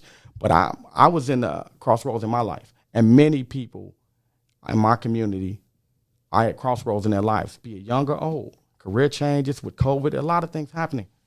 We can go down and we can fight for jobs, contracts, and opportunities and stop playing games with people and really deliver wins for them. And when we do that, we're going to all bring down this violence together because we're going to bring peace through prosperity. What are your priorities? What, as a state senator, there's limited things that you can actually directly do. Tell me what you think you would actually directly do to impact. Well, first of all, what is your goal? What is your biggest goal to accomplish in Springfield? Let's say, and I wouldn't say in your first year, but let's say in your first term, what would be the biggest thing that you would want to bring back to voters saying that this is what you accomplished to move the ball forward? I have to tie it back to what changed my life. Okay. The trades. I'll tell you a story. When I used to go to Elk Grove Village, I didn't have a car. I used to have to go to Elk Grove Village by bus, and I used to have to leave out my place at 5 a.m. I missed that first bus, I'd be late. If you're late, you don't get to be in class. So it was that access. I had to drive. I would be dropping my hammer, running with my pouches, so I can make it to that building before that bell sounded off. If I could, if granted the opportunity to be a state senator, I will bring back the trades to our community because we lost a generation of plumbers, carpenters, electricians, pipe fitters. And you can see that. Man, Charlie, I'm going to just tell you, in building this studio, I'm going to just go back and trying to just put the chairs together, right? And it's like it's so many of our people that don't even know how to use a drill, our young people don't know how to use a hammer, don't know how to take the instructions from a book if they can't do it. And so I do think that that's important. But, Willie, I do have to ask, are the trades movable? Like, I don't doubt that you have desire to do that. But oftentimes what we see in this, and I'm going to take this not just the trades, because one of the biggest field concerns that I have oftentimes is and I've seen it happen, as a matter of fact, just recently, where you get to Springfield, you're 300 miles away from your kids, your family, your home, and then you find yourself when you stand up for your people and you ain't going along with the program, you find yourself going to dinner by yourself. You find yourself alone and you find yourself alienated. What do you think that you would be able to do to prevent yourself from being sucked into the bubble? Because I'm telling you, and I'm sure you're witnessing it and feeling it now, as your momentum builds, now you're starting to see people who 4 years ago would have done anything to kill you are now trying to come on board. And what happens is you become one of the cool kids. And then in Springfield, ain't nobody watching you every day. Ain't nobody there, and so they bring you in, and the next thing you know, you're not on the other team, but you are swimming in the river doing the same thing that everybody else has done. How do you protect yourself from that? Well, Maze, I think that you have to.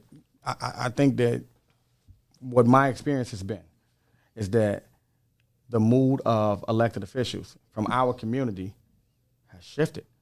It's not so much that I am their choice. Or they're my choice. It is that our people are demanding that we fight for them.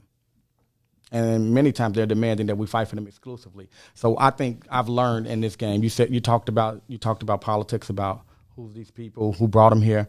What I have learned is that public figures, elected officials, they care about two people who can help them and people who can hurt them. Dang, you need to start coming on Saturdays, man. So what I believe is it's incumbent upon me, and not just myself, elected officials, to actually always have the mentality as we're down there, what's in it for the black people?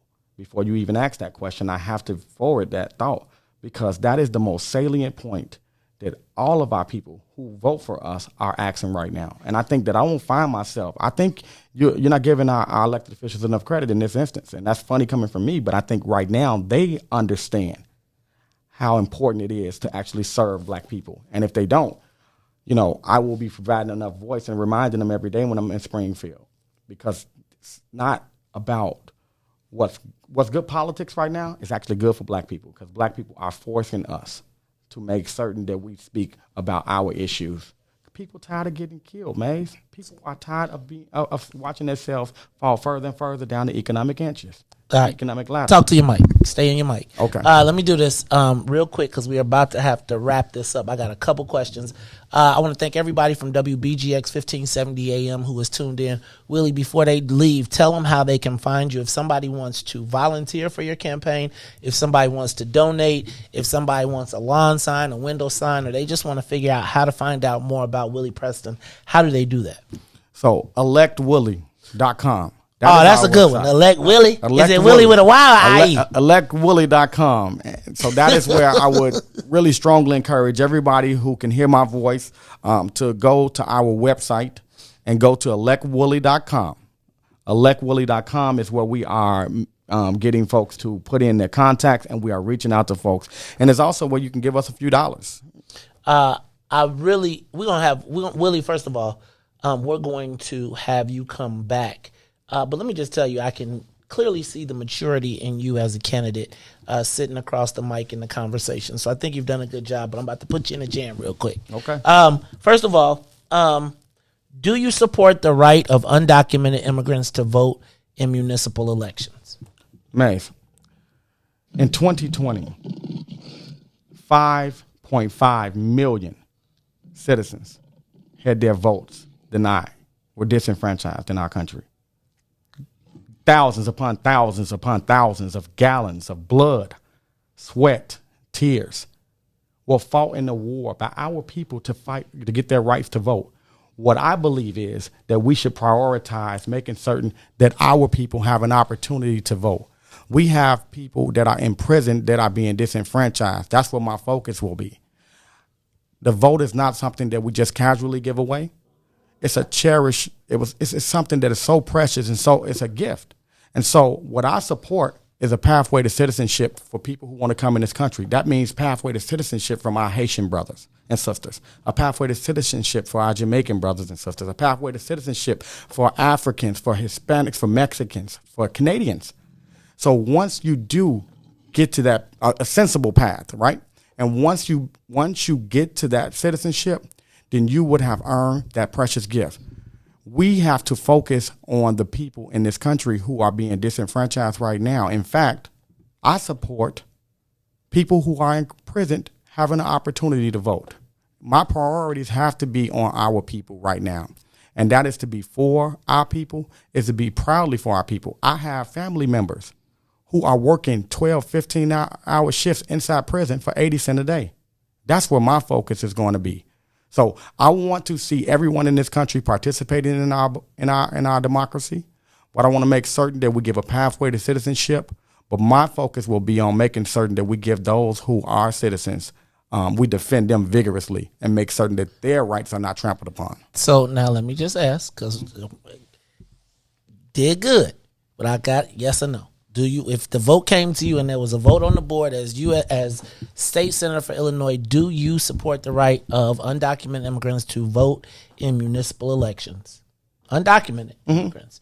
Do you support their right to do that? Yes or no? I support undocumented immigrants, a sensible pathway to citizenship. That's where my focus will be. Okay. Look at Willie. Elect Willie. Look at that. He trying to. I'm gonna let y'all decide that answer, right? I'm gonna let y'all decide if that's a yes or a no. I'm gonna also say we have to be wise enough to recognize who's for us and who's not and what they got to do. But I'm just tell you, man. Let me ask you a question. Would you have any qualms about putting black people first as you practice your legislation? You're joking, right? No, absolutely not. Black people first is the preeminent, dominant voice in our community right now. And that is why I am a part of it. I'm going to be focused. And that's why it goes back to your question about being in Springfield and being lonely. I'm not going to be lonely. We're going to have us a Black People First house in Springfield. So that's probably where I'll stay. Look at.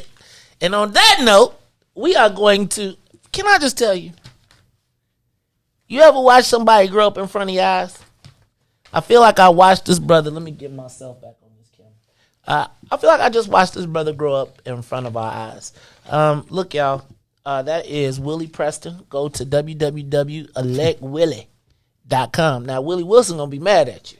I got it first. Look, hey, Dr. Wilson, let me talk to you. Hey, Willie, you let Willie. Shout out to Dr. Wilson. He endorsed me last go round. We have a positive relationship. All right, man. I'm going to tell y'all what. This is the Maze Jackson Show. I'll be back after these messages. Willie Preston, elect Willie. We'll be back. The Maze Jackson Show will be back after this break. Maze Jackson. What's in it for the black people? I want to know, is there an offensive black people list? Who manages it, and do black people have to honor it? Maze. You're Uncle Tom. That's why you're an offensive. And the reason why you're Uncle Tom is the real story of Uncle Tom. How he worked for his freedom, and then the slave master reneged on him and wouldn't let him get his freedom. So you know what he did? He left. You're messing with the church's money. You were smart enough to work your way off, so you offended the white folks, and then you offended the black folks because your ass left, and because they wouldn't. And who manages the left is both black folks and white folks, because if you see in that situation, the black folks is just as mad as the white slave owner that Uncle Tom left. What happens if you say that and someone gets offended? You ran off the plantation, brother. That's why you're offensive. That's all I got, brother. Keep being offensive. Thank you. Maze Jackson. Today, the Biden administration is releasing what it calls a new strategy to fight domestic terrorism. Following a 100-day review, federal officials are now laying out a new plan hoping to deter, detect, and prosecute domestic terror. They went to the Capitol waving their flags and looking for smoke. He was out there looking for justice. They was over there looking for votes. Ashley Babbitt was with him and told all the people that nothing could stop us. She climbed through the Capitol window, breached security, and called a shot, bro. The media say she a veteran. They paint the picture to make her look greater, but she disrespected the same country that she served. That makes her a traitor. They was fighting police, resisting arrest. On God, I couldn't believe it. I guess blue lives only tend to really matter when it's convenient. Hey, these are the times we witness in history, all because they didn't get a victory. United States is so contradictory. We get equal rights, that's a mystery. Politicians, they more like magicians. You know they got tricks up their sleeve. We point out the flaws that's up in this country. You know they gon' tell us to leave. Somebody try to help me understand it. Always seems like a double standard. They be out here leaving us empty-handed to certain rights we are not granted. The media is the culprit when it comes to the comparison. Cause when it comes to race, they always changing up the narrative. Terrorism. They say you a patriot, call you a hero. I call it terrorism. And that's on the real. You know what we know, I say it's terrorism. They say you a patriot, call you a hero. I call it terrorism. And that's on the real. You know what we know, I say it's terrorism. terrorism.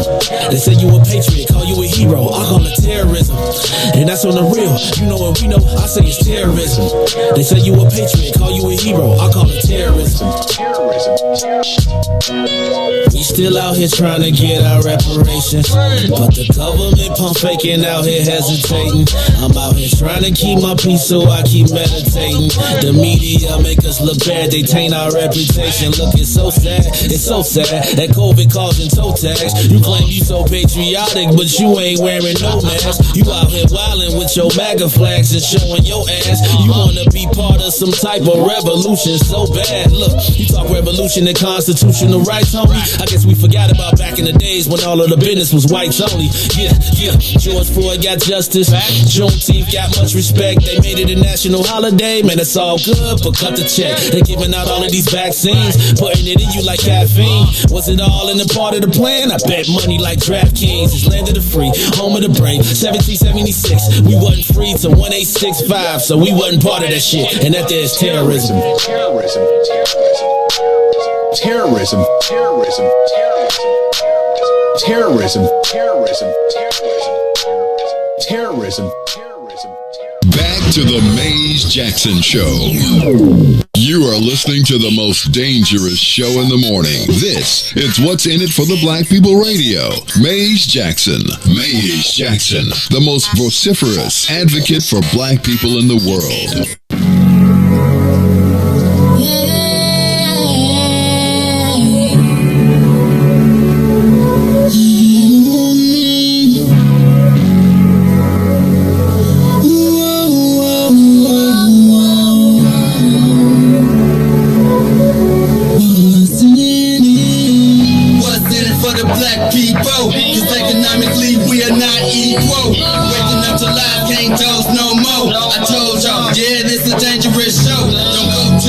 If you ain't trying to help us, don't even try to be around and can't protect us. We see the lies now other politicians. We need money and no symbolism. It's Maze and Riis and Ruthie and Ty, explaining how we all come from God, giving us tools to beat the odds. If we united, our movement gon' stop. If they ain't trying to help us, they ain't trying to do nothing. We gotta do something, we gotta stop running. It's time to confront the problem. Really, you expect you oppressed to solve wrong.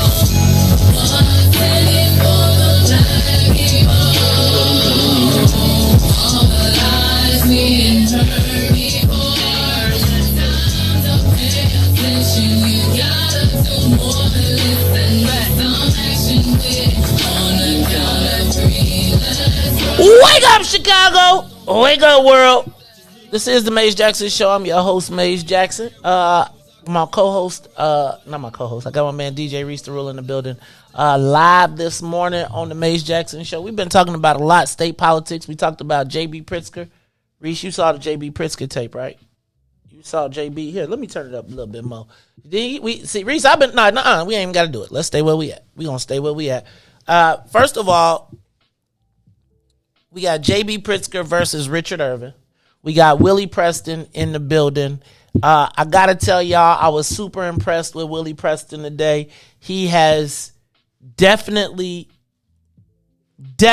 grown as a candidate. And I think we got to make sure that we are in a position to buttress our people. That brother has a real chance. And now what I feel like is going to happen is if we're not smart and we don't get behind them, once again, you're going to be mad that somebody else claimed him. Now, Willie been a friend of the show, a friend of the family since we've been doing it. And, I know that there's another candidate in the race. We saw that one of the candidates dropped out after turning in bogus signatures.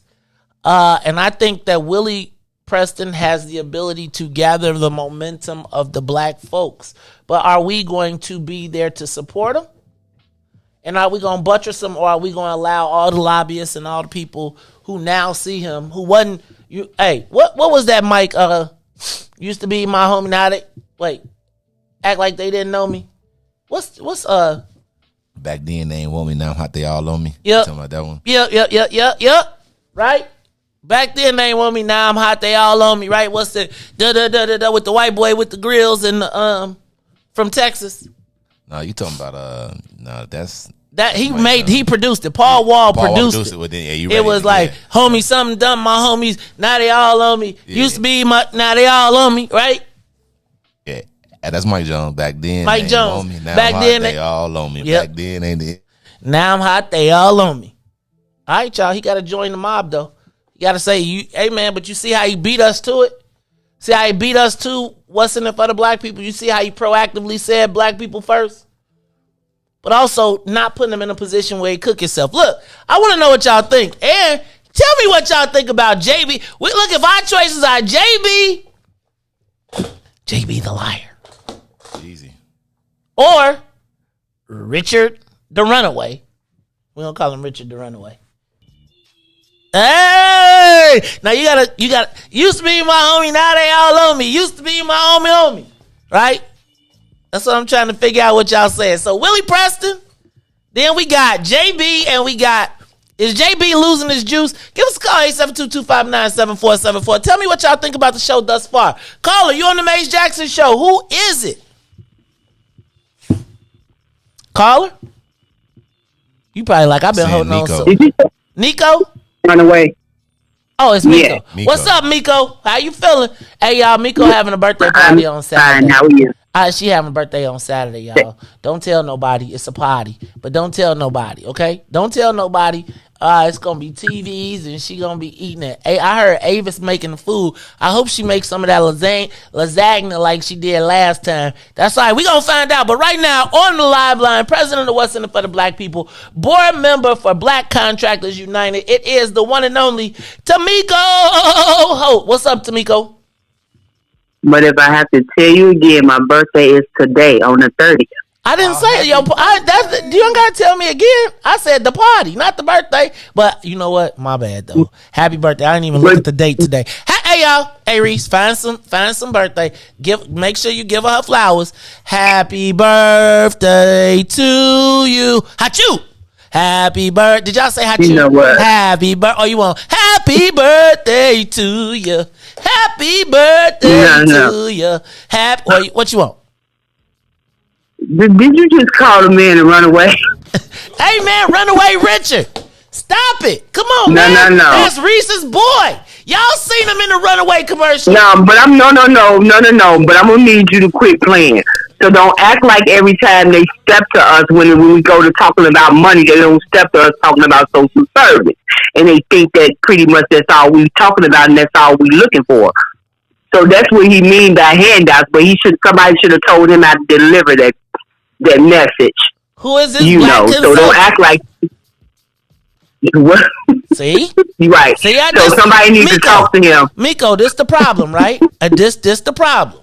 The problem is that the rich white folks know all the stuff, but they not gonna pay a black person to say it right.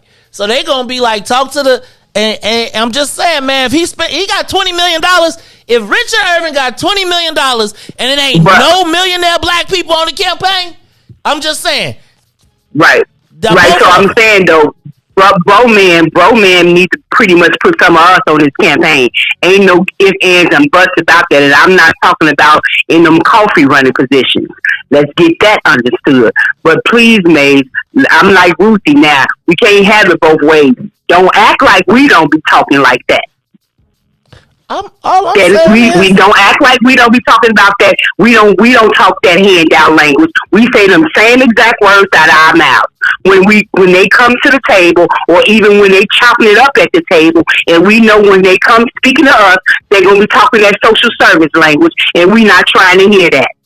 Because we talking about the contract opportunity language, and we'll pretty much feed our people, because we talking about giving our people jobs and doing the subcontracting and passing our contracts to our people who we know they coming with the social service here.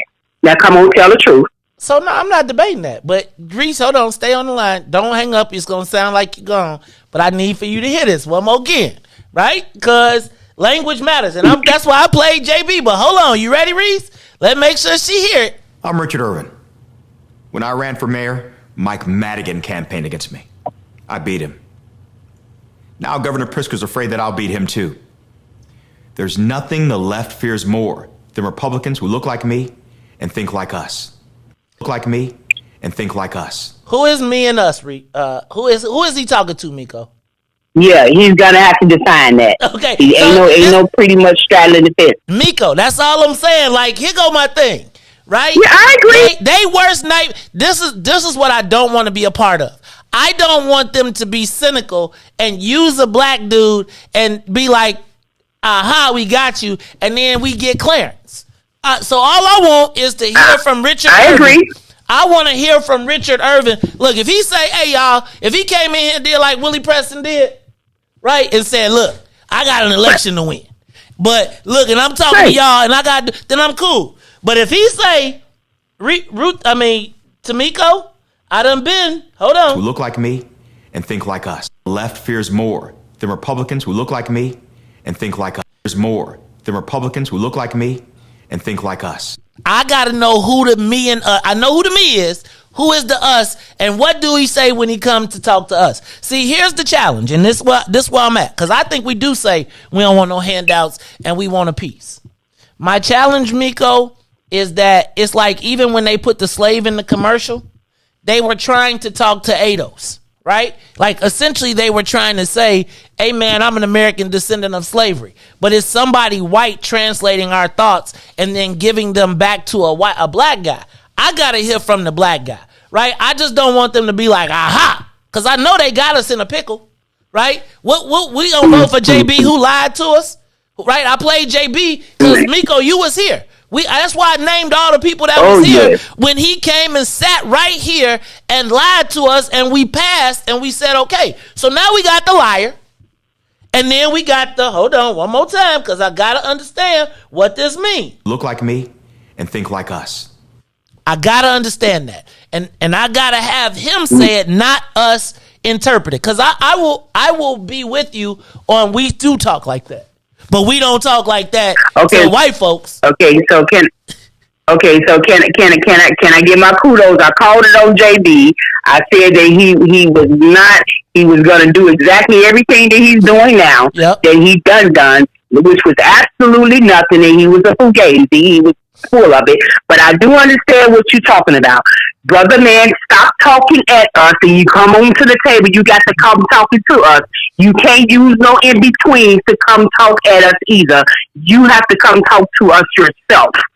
Thank you. Yes, I do agree. And you called it. And you called it. Let me tell you. You, Amina, like actually all of us called it. I must tell you, there was a part of me that wanted to have that for this.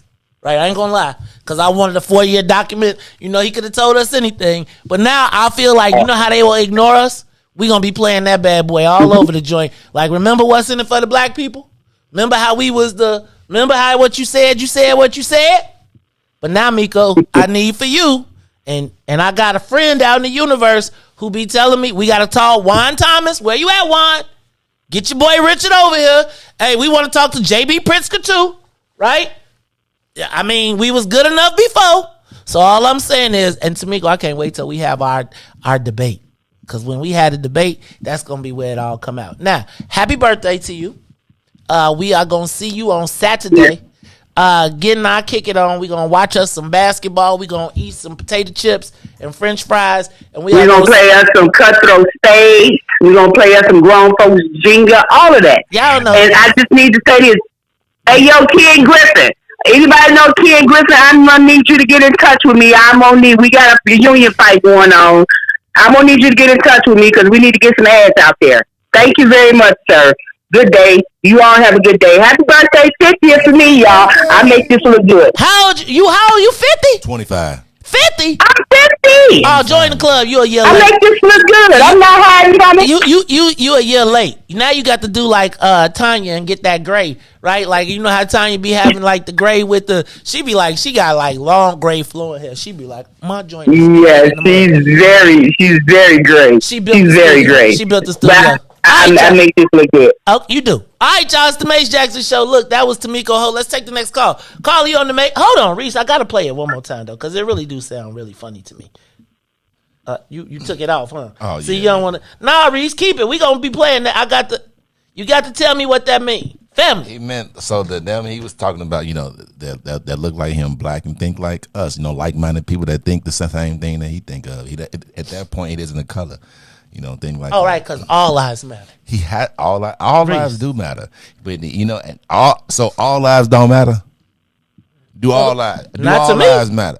Okay, so now are you prejudiced? So now like I am prejudiced. So like I am only prejudiced. Black lives matter. Huh? Only Black lives matter. That's the ones I'm worried about. They already got an insurance plan for the white folks. Let's just say when one of your kids fall in love with a with a stripper, a white person, and they have a child. Are you you don't love that? Hey, dog, don't be wishing don't be saying, play on your own family. Look, my kids be looking around. Look, I be looking like, hey boy, I be like, I have to use your cone to bring her home. I be telling my son, hey man, look, my son likes thickness.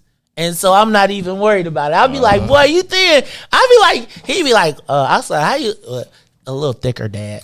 But he had to say all lives matter, but Black lives matter. Like he can't say that because he don't lose the vote. So we have to hey, I'm gonna tell y'all this. These other people, JB, look like me, all them, and think like us. All these people be coming in and think like us. All these people come in here and they lie to us. We just had JB lie to us. You feel me? So they have to say certain things to like get in and think like us. Who look like me and think like us. You suck. Who look like me and think like us. He has to light skin, man. He light skin too. Light skin, he brown skin. Look like me. That's light skin. And think like us. Who look like me. He has to say things. Think like us. He has to say all lives matter to get the vote. Now, it's not what he says. It's actually, you know what I'm saying? And we learned this from being in Greek. It's, you know what I'm saying? It's not what you do to Governor get in Prisker's there. afraid that I'll beat him. It's what you do when you get in there. There's nothing you know the what I'm left saying? fears more than Republicans who look like me. Now Governor Prisker's afraid that I beat him.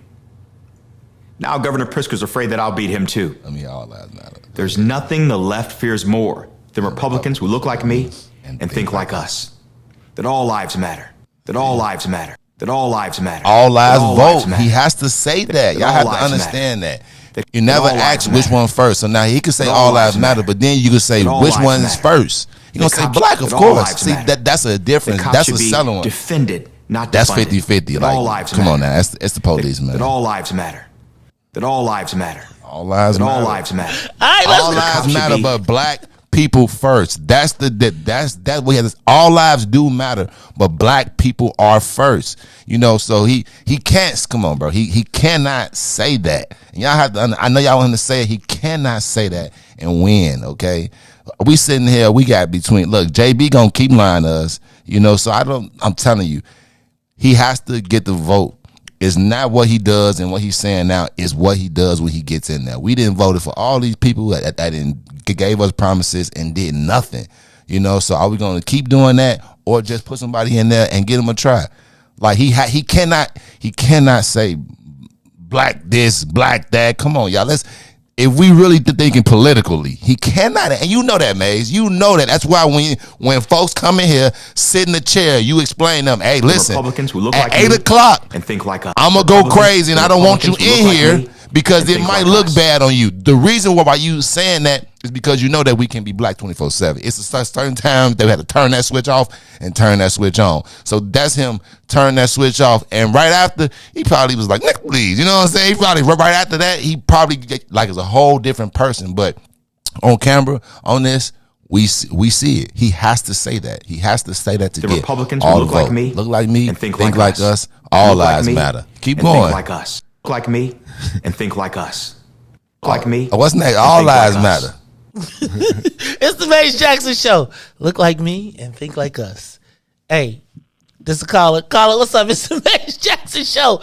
JV or Richard Irvin? I mean, one gonna lie to us and one gonna tell us. What's up? It's the Mace Jackson Show. What'd you say, caller? Good morning. Good morning. This is Diane. And may I go back to earlier before getting to Pritzker and Irving? You mentioned about Leonard. Thank you.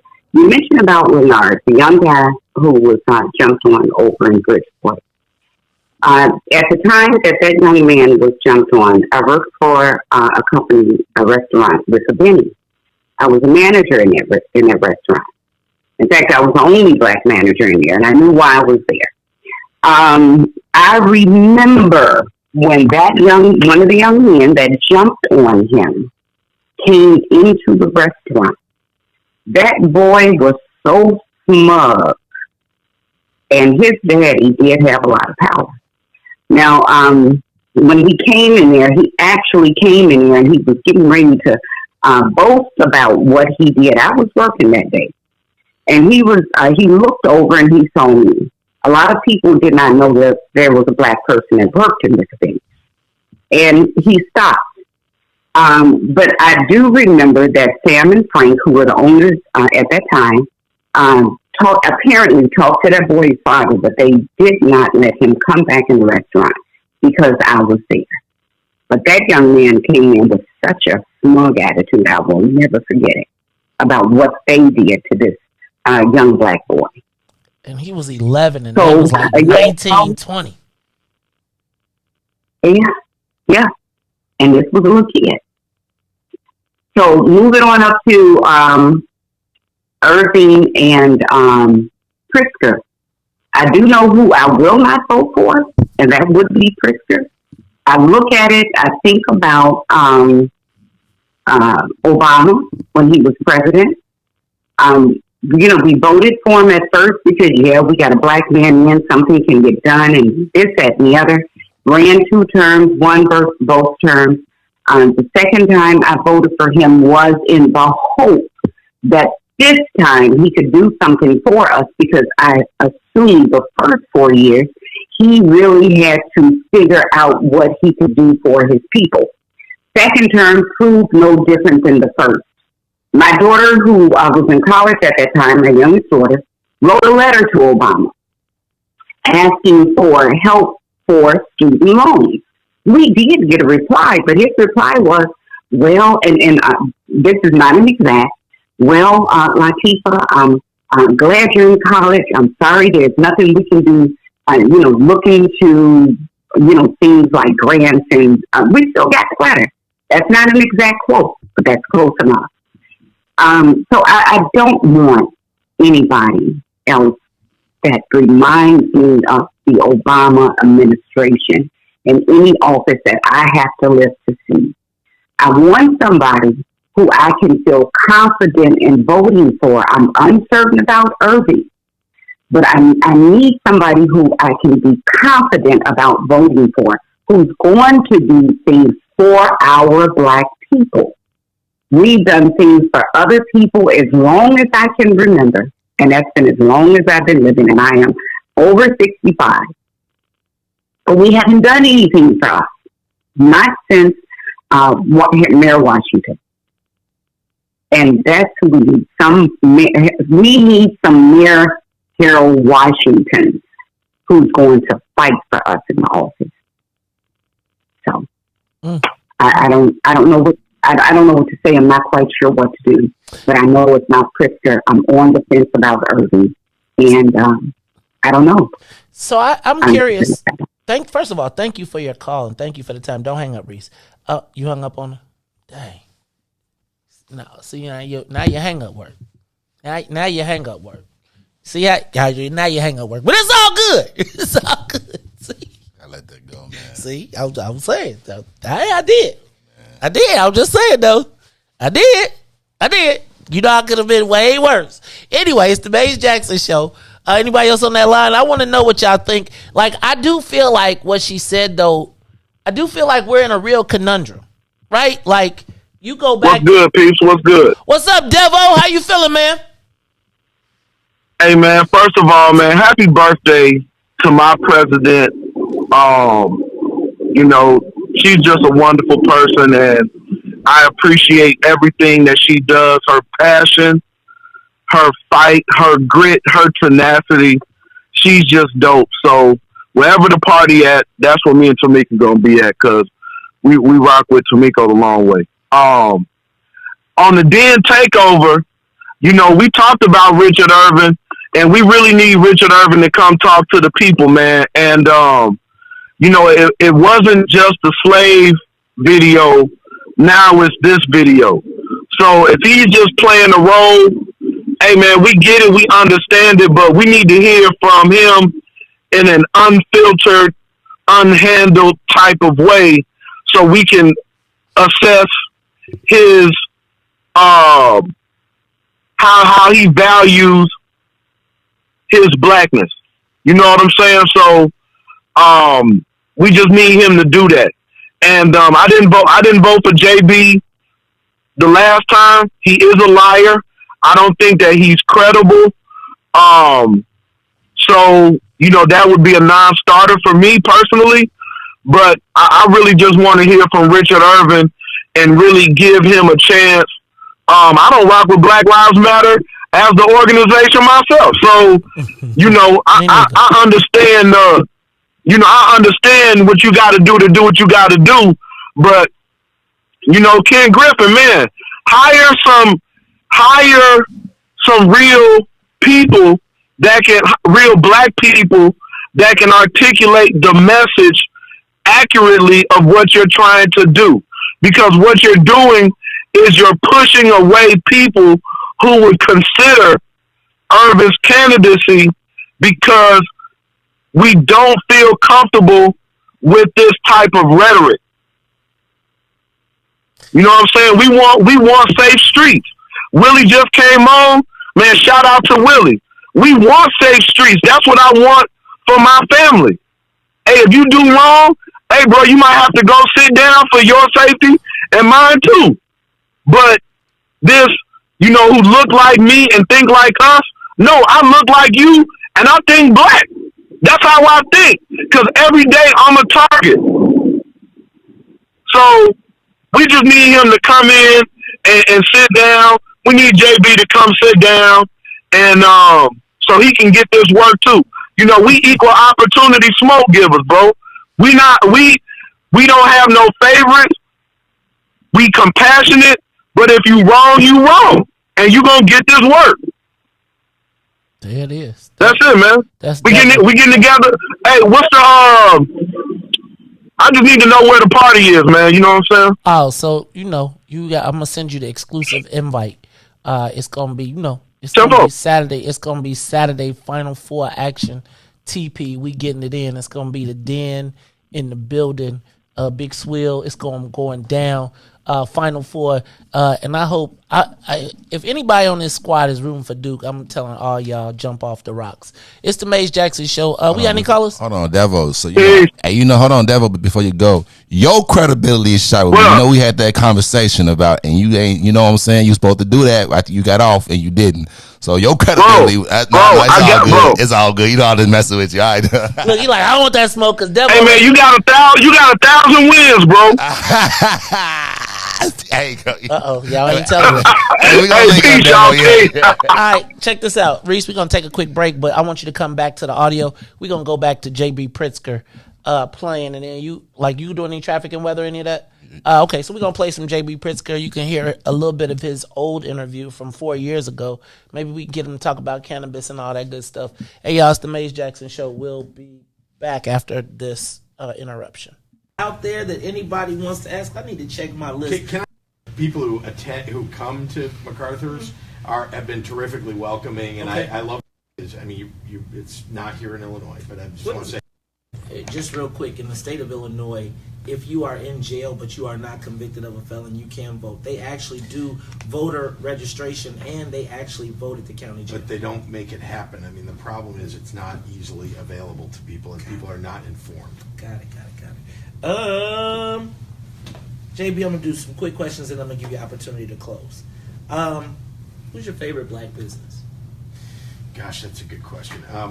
I have a friend who created a business that I think is, I mean, it's not here in Illinois, but I just want to say, it's a creative business, so they're in the tech business. What they do? Come on, man. What's the name of the company? I don't want to call the guy out. You can't help it. I mean, I think if a billionaire said, this is my favorite black business, I'd be happy to know it. I'm saying, help him out. All right, well, I'm going to go to something in Illinois, because I'd rather do that. Okay. I spent a lot of time, MacArthur's. I think that's one of the greatest places, honestly. And I do. I think it's one of the greatest places, and I go there all the time, mainly because the people who come to MacArthur's have been terrifically welcoming, and okay. So for real, a billionaire comes and talks to us and tells us that the favorite business he has in the state of Illinois is at MacArthur's. Now, there's probably nobody that appreciates or loves MacArthur's as much as me, or I like it as much as anybody else. But if you are talking about a billionaire, and a billionaire tells you that the number one business he can name in Illinois is MacArthur's, like, cuz, I just thought you need to hear that. Come on back. I'm going to play it again. one of the greatest places, honestly.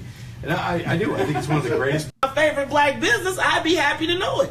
I'm saying, help them out. All right, well, I'm going to go to something in Illinois because I'd rather do that. Okay.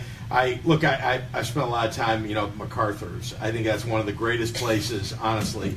And I do. I think it's one of the greatest places, and I go there all the time, mainly because the people who come to MacArthur's have been terrifically welcoming, and I love the food there too. I helped make that MacArthur's, right? You did? I took that MacArthur's on Check Please, and when I put it on Is that Check right? Please, it was a little got shack, hot. Yeah. and the mayor and everybody came, and then it moved across the street. That used to be a record store, and Mac now every time he sees me, he's like, "Thank God for Check Please and Mays Jackson." So it's good. I like that. And Vanessa's my favorite black artist. You mean performing artist, or what do you mean? You give me one. Either one. Okay, well, I hate to say it, Denzel. I've been a big fan of Denzel. Okay, that's a good one. That's a good one. But King Kong ain't got nothing on me. I only say I hate it because he's in a generation above where I would say most people who are going to end up voting are. So this is a guy who's now how old is Denzel now? 60 something. He looks like he's 40, but black don't crack, man. Black don't crack. We tell him all the time. JB, what is your proudest business accomplishment and your proudest personal accomplishment? Gosh, my proudest personal accomplishment is no doubt about it, my children. I've been very fortunate that my wife, who is terrific, has been a great mom, and I think I've been a pretty good dad. My kids really do carry the values of our faith and the values of my parents with them. So I'm very proud of that as a personal accomplishment. And a business accomplishment is, founding 1871. It really wasn't, it's not a business. I don't make money out of it. It's a nonprofit. But it's created thousands and thousands of jobs, and so many people have been able to, leave their big businesses and go start something in the state. Can you get a brother a hookup at 1871? I've been trying to get in. They just won't let me in. Come on. What do you mean? Man, brother, it's hard for a brother. Look, I couldn't get in. Still can't get in. All this technology. Yeah, you don't need to say you can walk in. You really? Yeah. Okay. Yeah. You know what? I've been a little nervous about that. I'm going to have to go ahead. You should. For all of our Muhammads, right? Because I got a big, big Nation of Islam crew, right? Minister Farrakhan. Look how cold I am. I am. Icon in the black community. I was just on Joe Walsh's show yesterday, and Joe Walsh tried to force me into a box and tried to get me to deny Minister Farrakhan. Look at me, boy. But I believe that he is, for most black people, the last free black man in America. Listen to him. And I think he has a tremendous amount of respect from the black community, whether you agree with everything that he says or not. As the governor of the state of Illinois, would you talk with Minister Farrakhan about solutions in the black community? I'll talk with anybody. I will. I look, there are things that have been said that I think are abhorrent, frankly. But I will talk with anybody. I don't think people, deserve to be,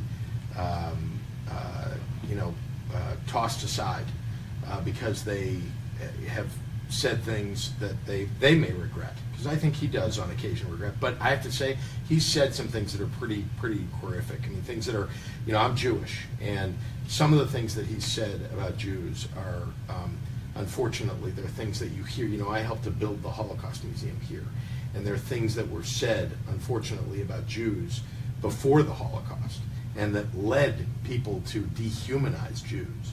And so, unfortunately, when those things get said, I have a visceral reaction, a very personal reaction to those things.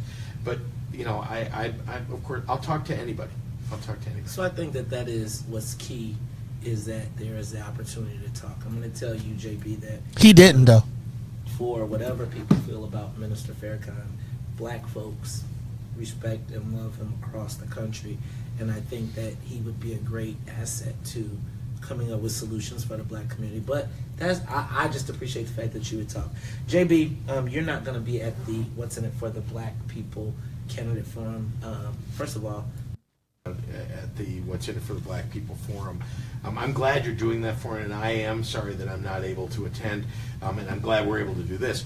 But look, I think the big thing, and I hope you'll press the other candidates on this, because I put forward a plan, is what are you going to do to create economic prosperity in the black community? What has he done? Critical.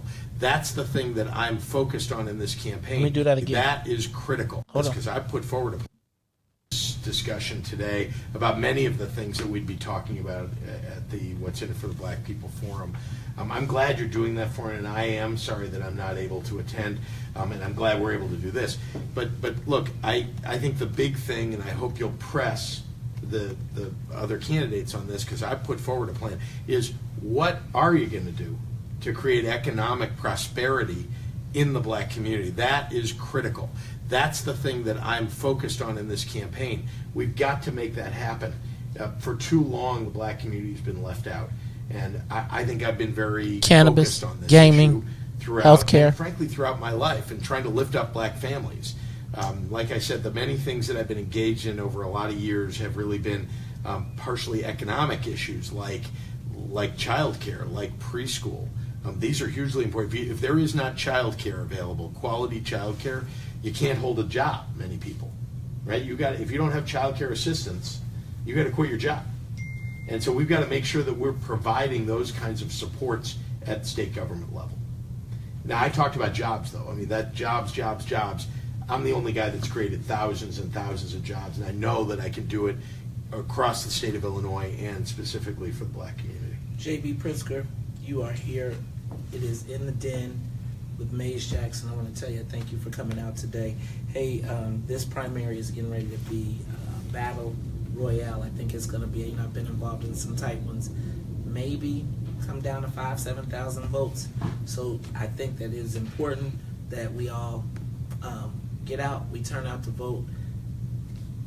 Guys, we got some decisions to make. We got to be not emotional, but transactional.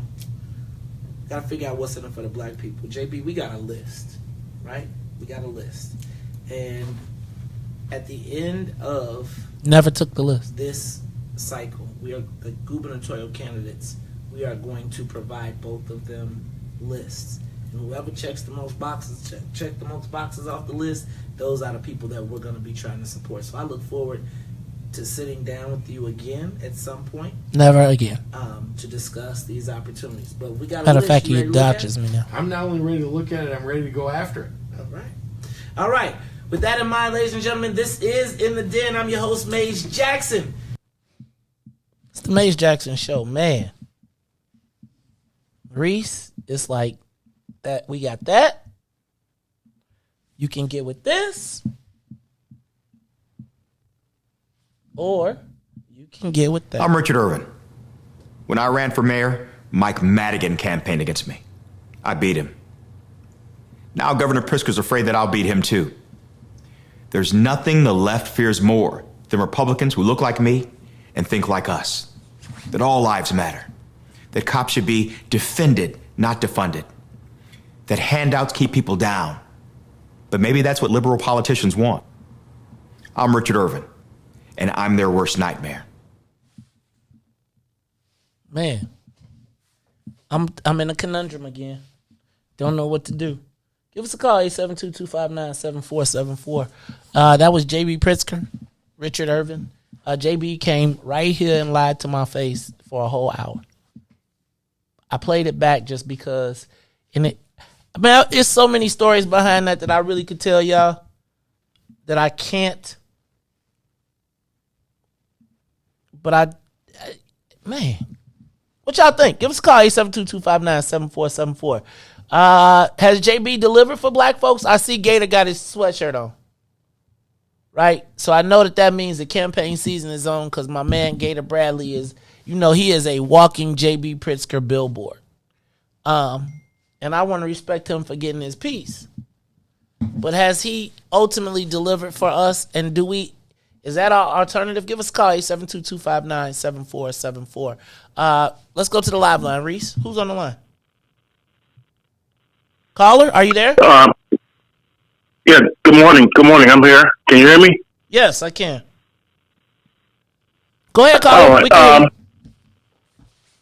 Okay, well, yeah, first I'd like to say, I really enjoyed Willie Preston because what he is speaking is definitely true. These unions, the pipefitters union, they moved out to Mokina to keep from being fair to black people. And a lot of Latinos are welcome into the union where blacks can't get in right now. So yeah, that's been a big problem, a huge problem. You really hit on something with that. But for JB Pritzker, he's playing chess, while everybody else is playing checkers. Let me ask you this: who would benefit from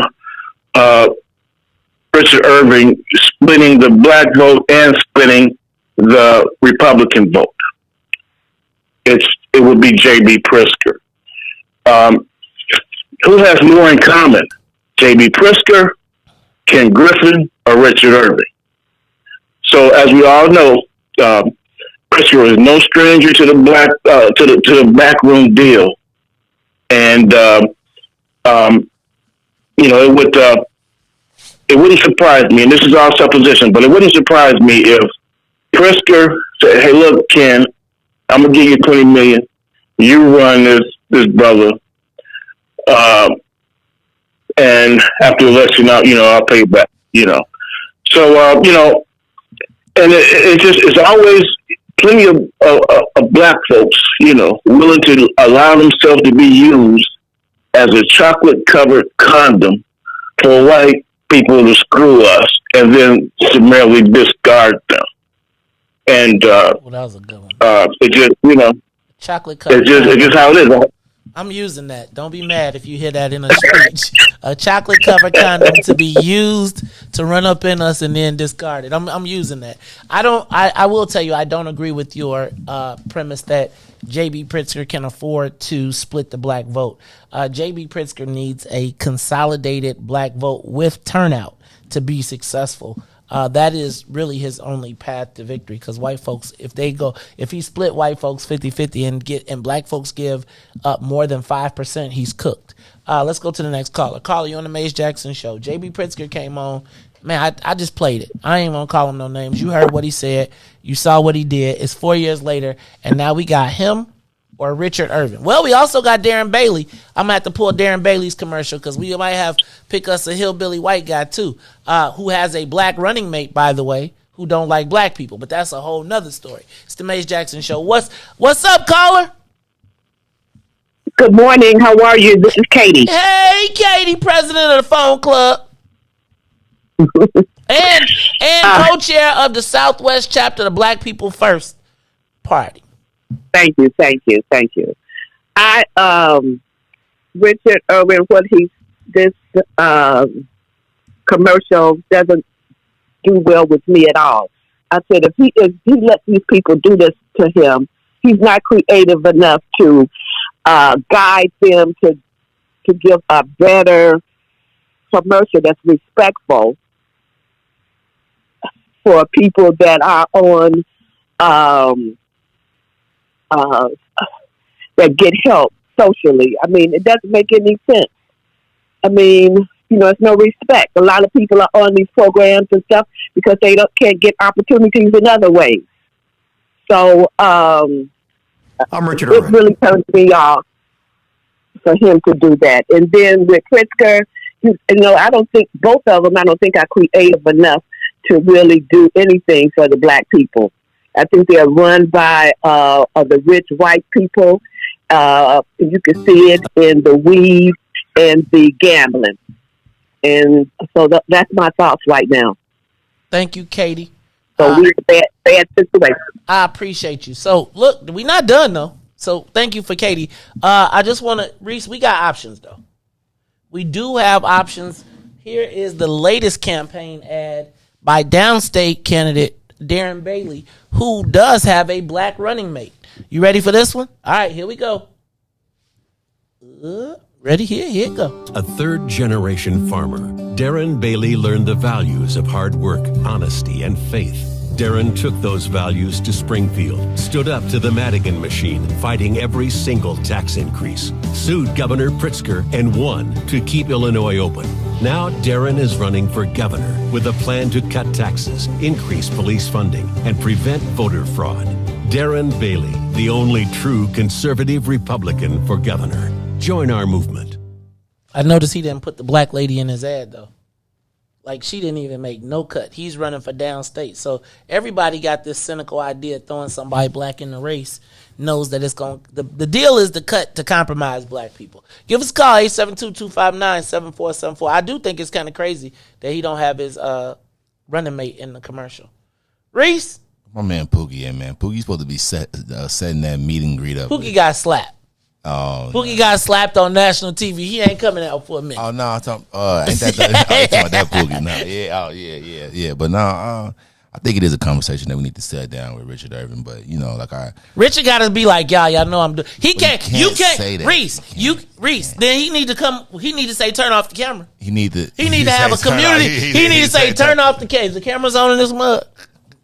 Then he give me the shake. Right? You know, how you go? Yeah, we good. Right. You come on here and be like, look, I turn off the camera. Nah, we good. Right? But if he don't walk in the door and do Richard Irvin when he be doing them speeches, does he give the brother nod to the black people in the audience like, y'all know I'm up here with these. Y'all know, don't mess with me on my job. Y'all know I'm up here with these white people. Right. Y'all know, don't come up. Y'all know I'm up here with these white people. Don't come up here acting. Once I get in, man, y'all seen it. Man, y'all seen the Oscar. I mean, have we seen him at a barbecue? Have we seen him at, is he one of the dudes that come to the barbecue, that wear the press shorts with the driving shoes with no socks?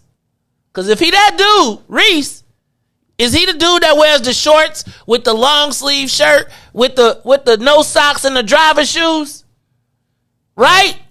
Riis, I gotta know. Because, Riis, Riis, when somebody tell you, look like Riis. I'm Richard Irvin. Riis. 2. The man said, the Republicans who look like me and think like us. The Republicans who look like me and think like us. The Republicans who look like me and think like us. So I ain't mad because I just want to know, what do JB? JB is like, I'm the Jewish guy and I think like the Jewish people who think like us. Take it from the black people. Riis, does anybody here understand my conundrum? Is this a conundrum or no? Or should this just be simple? I do, but I also feel like a man that's really good with politics know that those are the things that you have to say.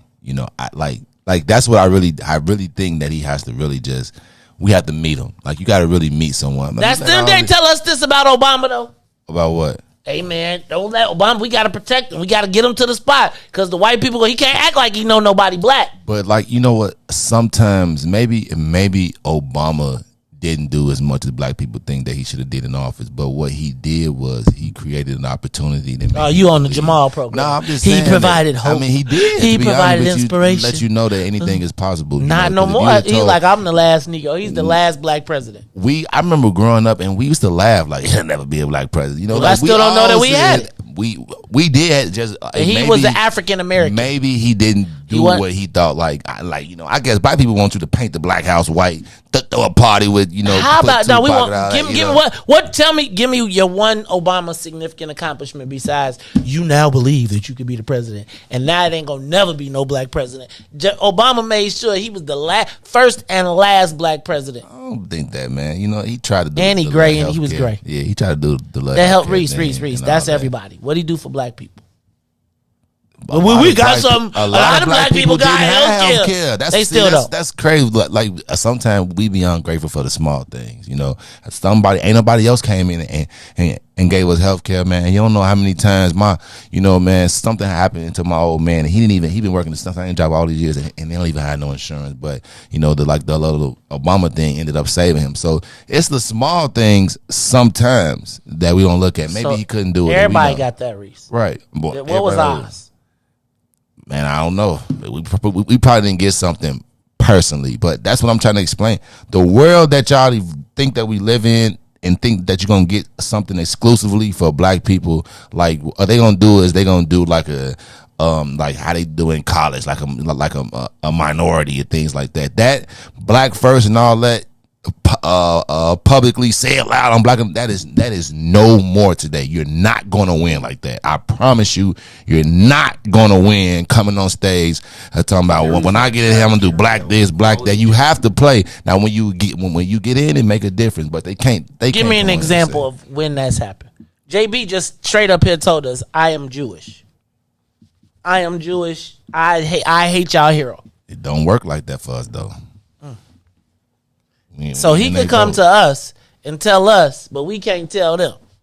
You see why I be having give us a call, 872-259-7474. I don't need to be brought up the code. I'm trying to tell y'all don't even want y'all still looking at 1990s code. It's changed, man. It's 2022. You got to move a little differently, and but you just got to actually talk to the man, like come to the man, like I mean, but you know that black white people, when you get, I'm just telling you, Riis, you know when the white folks say, stay away from the black people. I'm telling you, just how it went at U of I. The football players, basketball players got to campus straight from the hood. They took them straight over to the dorm, put them in a room full of white girls, and said, "Stay away from them Negroes and don't be, because them Negroes will get you in trouble. You on a path." Look, the white people are saying right now, Riis, and I heard it from Democrats all the time. What are the black people gonna do?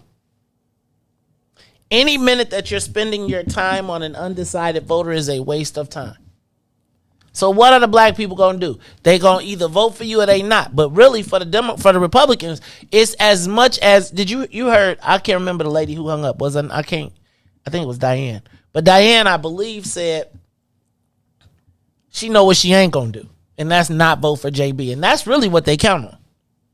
Right? Because if 1 in 10 people says they're just not voting black, that cuts it. That's 10% of his vote, right? Which takes him out. They don't need you to vote for Richard Irvin. They just need you to not vote for JB Pritzker, right? And therein is the conundrum, because my biggest fear, and I'm going to tell you this, Riis, I was there during the Rauner thing when everybody thought that if they jumped ship or if they did whatever, that he was going to look out for them. Them white boys looked at y'all like, man, what y'all niggas doing over here? They're like, we'll give you some money, but stay away. We'll give you money just to not come in our house. And so I know everybody's reaching out and screaming out, but I think if we're going to do that, then we have to have a plan of separation, not segregation. Like, we have to separate on our own terms, not the white folks dictate it. And I just don't know, Riis, but I do know JB Pritzker was up in this month. He sat right here and lied to us. He has been a great mom, and his favorite business is that there is the opportunity to talk. I'm going to tell you, JB, that it's fast. We'll name a restaurant too. For whatever people feel about Minister Farrakhan, black folks respect and love him across the country. Here in the state of Illinois, so it's black and brown. We are talking South suburbs, Southland. We are coming to you. We know that's what a black 11 to 12, right. I told her I'd gone in to vote early. Thank you very much. Yeah. Thank you very much. Can I put that right? One of those? Can you get me? Did you? Yeah, I hold one of those. Let me get this. Hey, bro, you gonna get fired. I gotta get the shameless plug. Can I get a shameless plug, There JB? it is, shameless plug. Well, I actually saw your wife this morning. Okay. And I told her I'd gone in to vote early, and that, well, I don't know if I should reveal. Man, you better reveal. I'm not getting involved in Democratic primaries. Let me start with that. But let me just say, I like your wife an awful lot. Thank you very much. Thank you very much. Can I put that right here? Let's see. You can put that shameless right there. plug throughout the show, right there. There it is. All right. Uh-oh.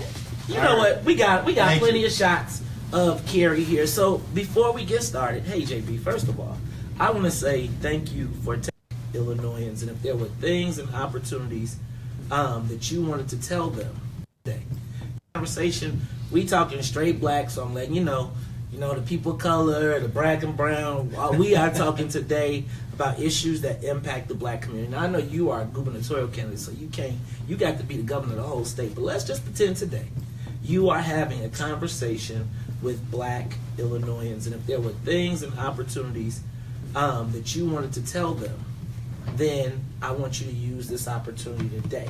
But before we get started, we got some ground rules, right? We got some ground rules. So y'all, you know how we do on the WVON morning show. You know how it goes. You get 3 trumps. You get to use Trump 3 times. Here's your 3 Trump cards. You get 3 rounders. 1, 2, 3. 3 rounders. Trump and Bruce Rauner. And I think people ought to be excited, in particular, a candidate who's actually all about creating that economic. Come on, man. Let's get the 800-pound elephant out the room. You were caught on a tape. You were on a tape, and I don't want to say caught because I'm just gonna tell y'all, you do not want to hear any of my phone conversations. Cause JB, I ain't gonna even lie, man. If they tape me, they might have heard me talking about you too. I still like you. You my man and all. You cool. But talk to me about you referring to the what were the words you used as relate to crass? The 2 words you used were crass and I lost my note. Why'd you use and least offensive? Talk to me about the use of those. Let's get that out of the way. Look, I appreciate it, raising. I had a phone call where I was trying to advocate for appointing an African American leader to replace Barack Obama in the United States Senate. And I've known Jesse White for 35 years. I think he's a statesman and a really, really great human being. And so I was advocating for him. And I made mistakes on that call. There's just no doubt about it. But, when I'm wrong, I say I'm wrong. And I take responsibility for it. And I did. I had taken responsibility for it. I, though, believe that having spent decades working with the African American community to do some pretty big, important things, like provide, child care for thousands and thousands of African American children, and expanding the school breakfast program. You stole that from the Black Panthers. President Obama got passed to hundreds of thousands of kids, many of them African American. That to me, those are examples, and creating hundreds of jobs, I might add. I'm somebody who has spent a long time working with African American leaders to get real things done for the black community. How'd that work? And so that, I think, hold on, caller, I'm gonna take you. Speak volumes, particularly in the context of political attacks. That I'm somebody who is genuinely fighting for economic justice and for social justice, and somebody that I think, if you look beyond the political attacks, you'll see my real record over decades. Okay. So, I think that what I heard on that phone call was political strategy. I try to be as real as possible with my audience. And I think that, guys, as we talk about these things, a lot of times what we try to do is figure out tactics. How do I get my goal, my end? And I'm going to just tell you that conversation that you had has probably been had by 50 different people, 50 different ways. And I think that it was an opportunity for people to get emotional. But I have really decided that in the political world, we got to get past emotion and really start talking about the transactions. How do we move forward? How is JB going to make it better for the black community? So JB, I'm going to start right here. In Illinois, black people are, according to the University of Illinois Chicago, black people are last in 16 of the economic indicators. We have the highest unemployment in the country. That's right. It just seems like, and 6 of the 10 worst cities for black people in America are in Illinois. I know that Bruce Rauner has been a governor for 3 years, but this seems like this has been a problem that has been decades in the making. How do we get out of this? Maybe a couple centuries in the making, frankly. Okay. And that's why I think the focus has to be on economics. We could talk about civil rights, and I've been standing up for civil rights my whole life, but we have got to get down to economic justice. And what do I mean by that? I mean black ownership of businesses. I mean procurement dollars from the state of Illinois. I mean making sure that we're creating black millionaires and that we're creating prosperity in the communities. That, honestly, we have got to start moving there, and you got to have a governor who's got some experience helping people create small businesses and grow them. And one of the very first things that I did in this campaign was introduce a plan to focus creation of small businesses in the black community. fact, my original plan, like month into this campaign, focuses on providing a small business loan fund from the state, because there's only one black-owned bank that's owned by somebody. Now it's none. Oh, really? And there's another What bank is that? black-owned bank. There's ISB, Okay. ISF, right? Okay. ISF, and Seaway, which is now owned by somebody in North Carolina, but at least it's here. But the truth is that we got to get capital out into the community where people have the entrepreneurial and capability and creativity to start businesses. Because here's the critical thing I want to say: in communities, when somebody who lives in a community starts a business, they hire people from the community. When there are profits made by that owner in the community, those profits stay in the community. And when that owner decides to grow the business, they don't grow to another state. They grow to 10 blocks away or the next town over. And to me, that creates jobs in the state of Illinois and creates jobs in the black community. So, JB, I spent a lot of time in Springfield, and I think that when I read your plan, then I read Pat Quinn's plan, and then I read Rod Blagojevich's plan, and then their plans weren't all the same, but everybody had a plan to fix the state. And then it just seems like every time they got a plan to try and do something, they can never seem to get past the real 800-pound gorilla. Here we go. Which is the Speaker of the House, right? When you talk to black lobbyists, when you talk to black folks, every time we figure out a way to get our piece of the pie, they insert someone in. Maybe it's a procurement director or someone else that kind of thwarts the process. JB, how are you going to be different than any other governor who has had to face the Speaker, who is, in my opinion, not only the governor, he's the governor, he's the Speaker, and he's the Senate President? How do you overcome that? Well, first of all, let's recognize the difference between me as a candidate and as somebody who might be governor and the current governor and the governors that you mentioned. Okay. And that is that I actually have a history of getting big things done over decades for working families across the state, for black families across the state. And so having that history allows me to come into office with the fortitude, the experience and fortitude to actually get big things We'll done. take your call. Look, what happened over Bruce Rauner's 3 years? He was unable to reach agreement. That's one. That's one. We got one. But he was unable to reach agreement. You have any Madigan cards too? We should throw those. No, you can use as many Madigan as you want. Okay. So here's the thing: that he came in and was unable and unwilling to actually get anything done because he was unwilling to sit down and work it out. Look, you may not like the person on the other side of the table. You may not agree with the person on the other side of the table who's the Speaker or the Senate President, but you are obligated, when you are governor, to work it out and get things done for working families in Illinois. So I come into this completely independent. I don't come out of somebody's political organization.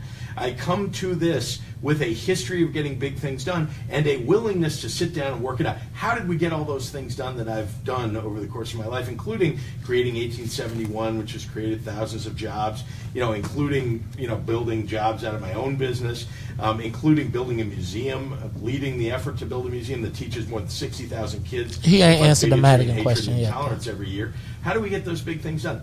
Same methodology. You bring in elected leaders, community leaders, everyday Illinoisans who care deeply about these issues, nonprofit leaders, and you may disagree, but if I set a vision and provide leadership, we actually can work together to get them done. Now, you're talking about, I know you're... But I'm just saying, you JB, are talking about a speaker. This dude has that's put been people there a in long jail.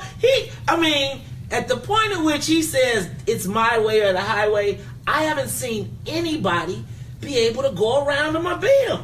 I believe strongly that we need leadership term limits. You got to have leadership that changes over time. I mean, my goodness, He's the same immovable, people. bro. 40 years. I hear it. Listen, I don't. Here's the unfortunate thing: when you're governor, you don't get to choose who the Speaker of the House is. When you become governor, you don't get to choose. You don't get to choose who the Senate President is either. Whoever they are, and they could be Republicans at some point, right? Whoever they are, you have got to sit down with them and work it out. But they tell us That we is your can't. job. So that's just the fact. Whether you like the people there or don't like the people, whether you agree or disagree, you've got to sit down and work it out. Now, there are things that I will agree with some of them on and things that I will disagree on. But you will know by virtue of the issues that I'm running and what it is that I care deeply about. Now, you talked about, things don't get done. Look, I've been very intentional in this campaign. That was JB. I'm gonna post that video. You can watch the rest of the interview. It's the Mace Jackson Show. I just think we're in a conundrum. I want to take the calls. Riis said he ain't in a conundrum. He said, man, dude just straight, I ain't going to lie to you. BP1. Man. All I'm going to do is go on that BP1. And nothing, ain't no, you ain't got to know it. Just know it. The whole day I'm going to tell you, Richard Irvin, I'm not voting for JB. He a Jew. He don't got anything that he doesn't, he Jewish or whatever you want me to say. He doesn't know. He doesn't understand me. He hasn't been where I've been. I understand that they went through something. We went through 400 years, though. It's nothing that he can understand from me. He lied to me. This interview, we got how much more money did we get from that interview? How much money did black people get from that interview? He said that he's going to do all this fine job, do all that. How much money did we Ask get? MacArthur's. He looks like that's where he eats. Like all the money right He now. don't get the baked chicken. No, he do not get the baked. Fried with smothered too. Okay, that's two. And then you talking about then somebody else said vote a third party. That's the hillbilly, right? You know what I'm saying? so that's what you want me to choose from. We gonna really Jesus, y'all listen to yourself. It's really a debate here. It's really a debate here. So we got a hillbilly or we got JB. You know what I'm saying? A hillbilly or JB. Or we got Richard Irvin. No, man. I'm tired of you blasting my man.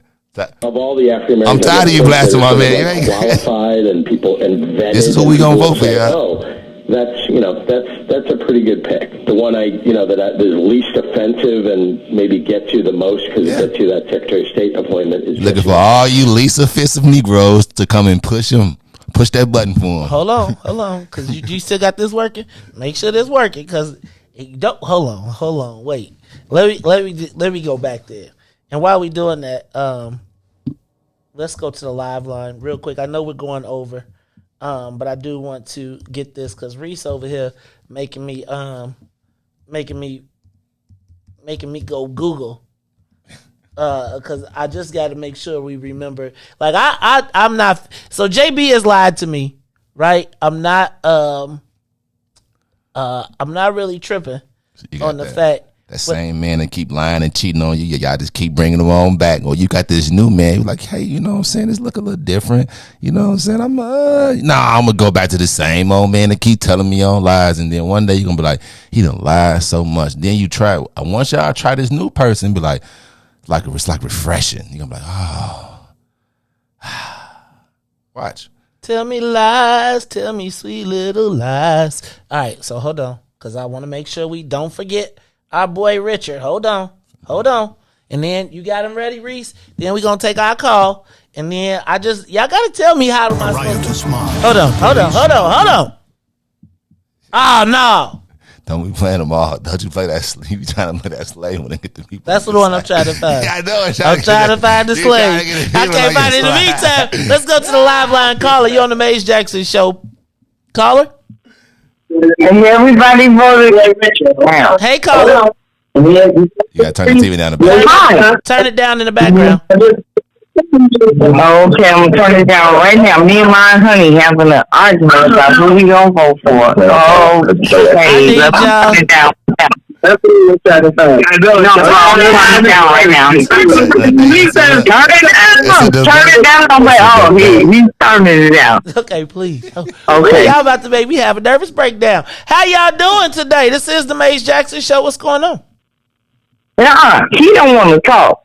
Oh, why he don't want to talk? But he has an opinion. What's his opinion? But he does have an opinion. So who y'all His opinion is JB Pritzker. Oh. Mm-hmm.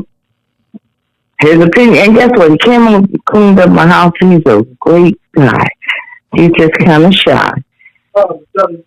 I listen to you every day. Thank you. Does he? He be mad. He be cursing me out. No, he be mad if he ain't over my house. Oh! Now he's over my house, y'all. See, watch out. Okay, so y'all over there. But May, no, stop. Now, Governor I remember, because I'm older. I'm 60 years old.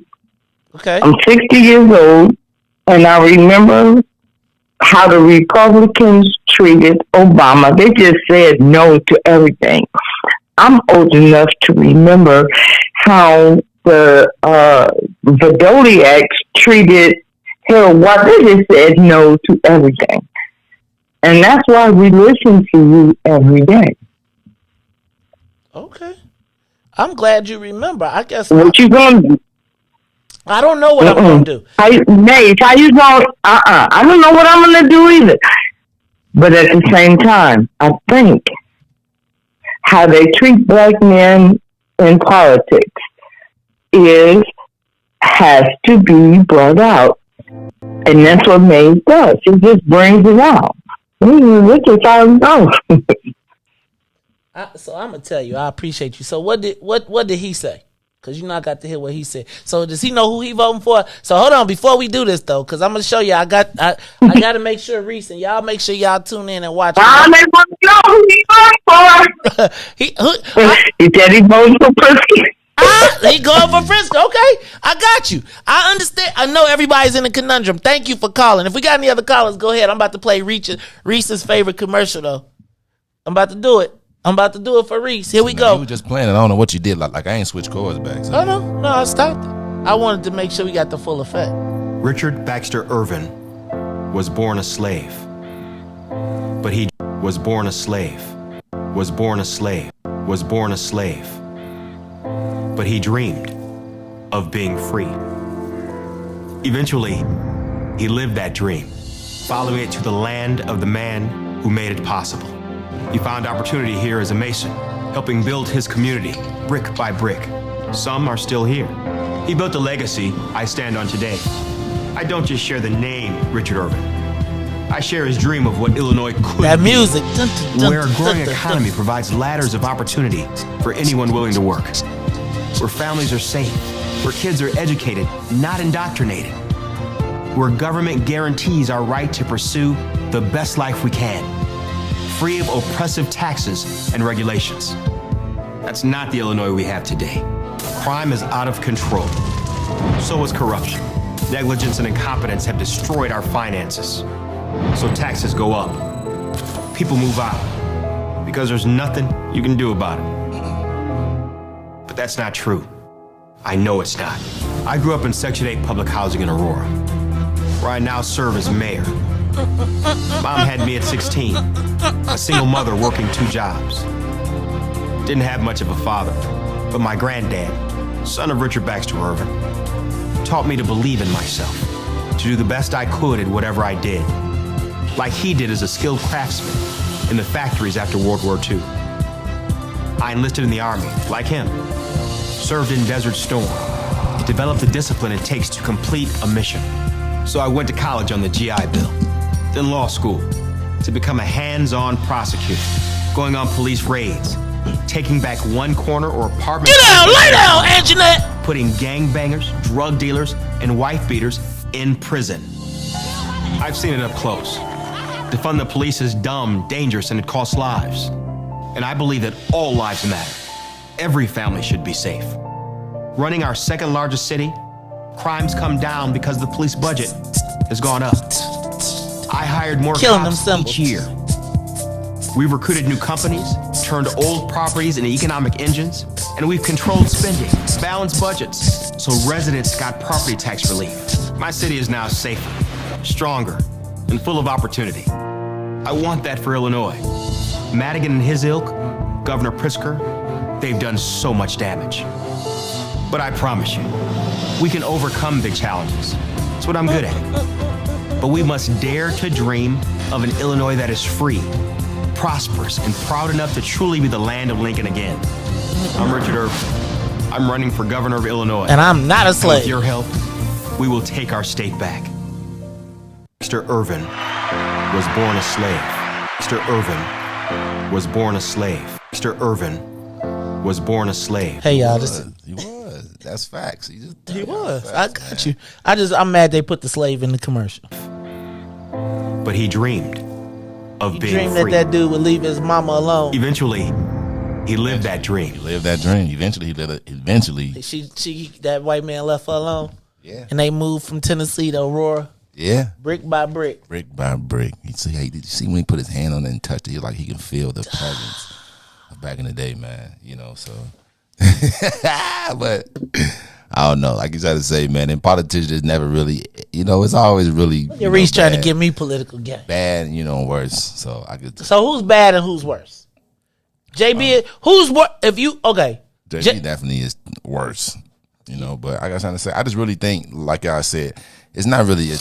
I think that the only team of black men that they have on there is probably from like Utah or something. Like, you know, I see he not reaching the people. You know what I'm saying? Like, but yeah, I definitely agree. Sometimes I feel like who, like, you know, like. What, like Richard, like what you mean by that? You know what I'm saying? Like, you know, like you know that the black people gonna ask you like, what you mean? Can we give Richard Irvin not on camera and can we have a conversation? And that's what I really just think. Like, can we just have him in a black town hall? Like, can he come to the black people first meeting on Saturday and just so we could all be like, for real, dog? No phone, like no phone, no phone, no phones, no. We bag up everything. I want to put some fried chicken out there. I want to see if he use a knife and fork. Right, I want to see how he act with rib tips. Yeah, you want to see if he use his fingers. I want to see how he act. Yeah, but right, know. I want him to have to walk through I want to have a meeting where he got to walk through all the black people, like a closed door. Richard Irvin closed door meeting with black folks. No phones, no phones, no press, no media. We hold it at ECCSC at they giant social room or they room where they got it, and he got to sit down and talk to us. Now, I know there's somebody out here with a beard and mustache and all type of stuff that know, hey, Joe, y'all, we want to hear. We want to talk. And whoever the JB handlers are, right? It's funny because, you know, the black folks going to tell them, you. Remember how Junior was like, when they get in trouble, black folks, y'all going to be the deciding factor. Ooh, you got a caller? Y'all still calling? Tennille got mad at me yesterday. She said they get off at 9 o'clock like it's work. All right, it's the Maze Jackson Show. What's up, caller? Yes. Good morning to everyone. So, JB, I'm not going to vote for him because I forgot that little comment, least offensive, you know, that still just doesn't sit right with me. And I'm willing to take my chance with Mr. Irvin. And yes, I'm a millennial. Okay, because to me it'd be just a payback. The Democratic Party played off of emotions dealing with black people. Now, let's not just focus on this man talking about how his ancestors were slaves. Yes, they were. The lieutenant governor, she did the same thing in her little victory speech. Said that her family came from slavery. The Attorney General talked about in his victory speech how his family came from Haiti. So I wouldn't too much, stress out over that. It's time, and I understand his speech when he says them versus they or whatever. However he said it, pretty much saying that being black and a Republican is unheard of. So, and if you really look at the Republican, beliefs and what things that they're pushing for, you probably find out that we have more in common than you realize. Man, you out here trying to turn black people into Republicans. See what y'all No, Nate.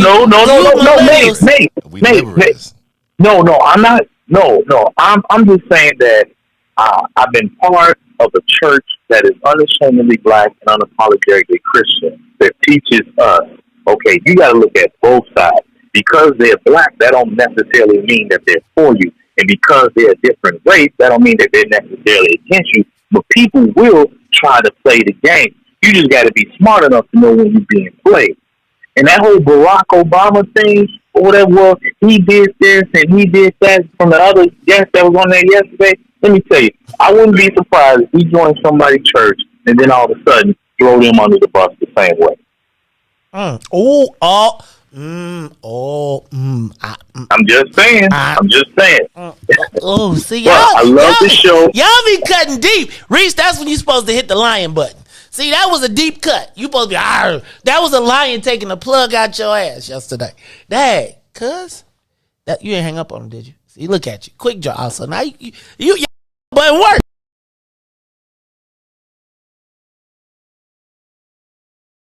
That's supposed to All right, y'all. Is that it? No more calls? All right, y'all. This is the Mace Jackson Show. As the child of a descendant of slaves, I never knew that would be a marketing opportunity for both the black and the white, for the Democrats and the Republicans.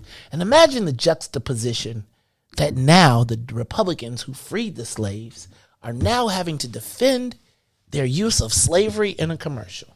Meanwhile, as JB Pritzker lies to us,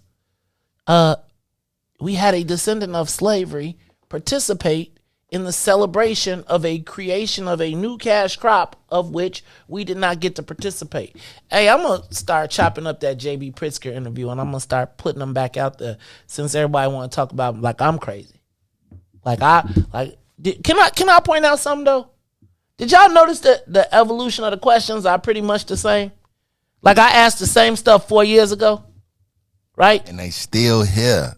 That's the part that's not crazy. Just imagine you ask your man or your girlfriend to stop cheating, and 4 years later they're still cheating, and you're still there with the same Negro. You're the crazy one. Are you serious? Like, but when y'all do get together, it be so good. Mm-hmm. Right, he just be knocking your head against the bedboard, and then you be like, never mind. But he knocked your girl head across the bedboard, and he actually took her to the restaurant. He took her to MacArthur's. You just got backboarded. You got you an Uber Eats delivery. Right, you ain't even get Uber Eats. They was like, you can pick it up. Then you got Uber Eats. I left for delivery waiting for you. You got to stop in. That $1.99 delivery fee was a little too much. I'm just telling y'all, it's the Mace Jackson Show. We be having the worst analogies ever, man. I'm just telling you, because black people be like in every whole situation. I know it's Wednesday, but in every whole situation, you can apply that to black people. You really can. If you ever like black people are the bust downs of the Democratic Party. We are the bust downs. And with the car, the car outside, the hallway, where you want it.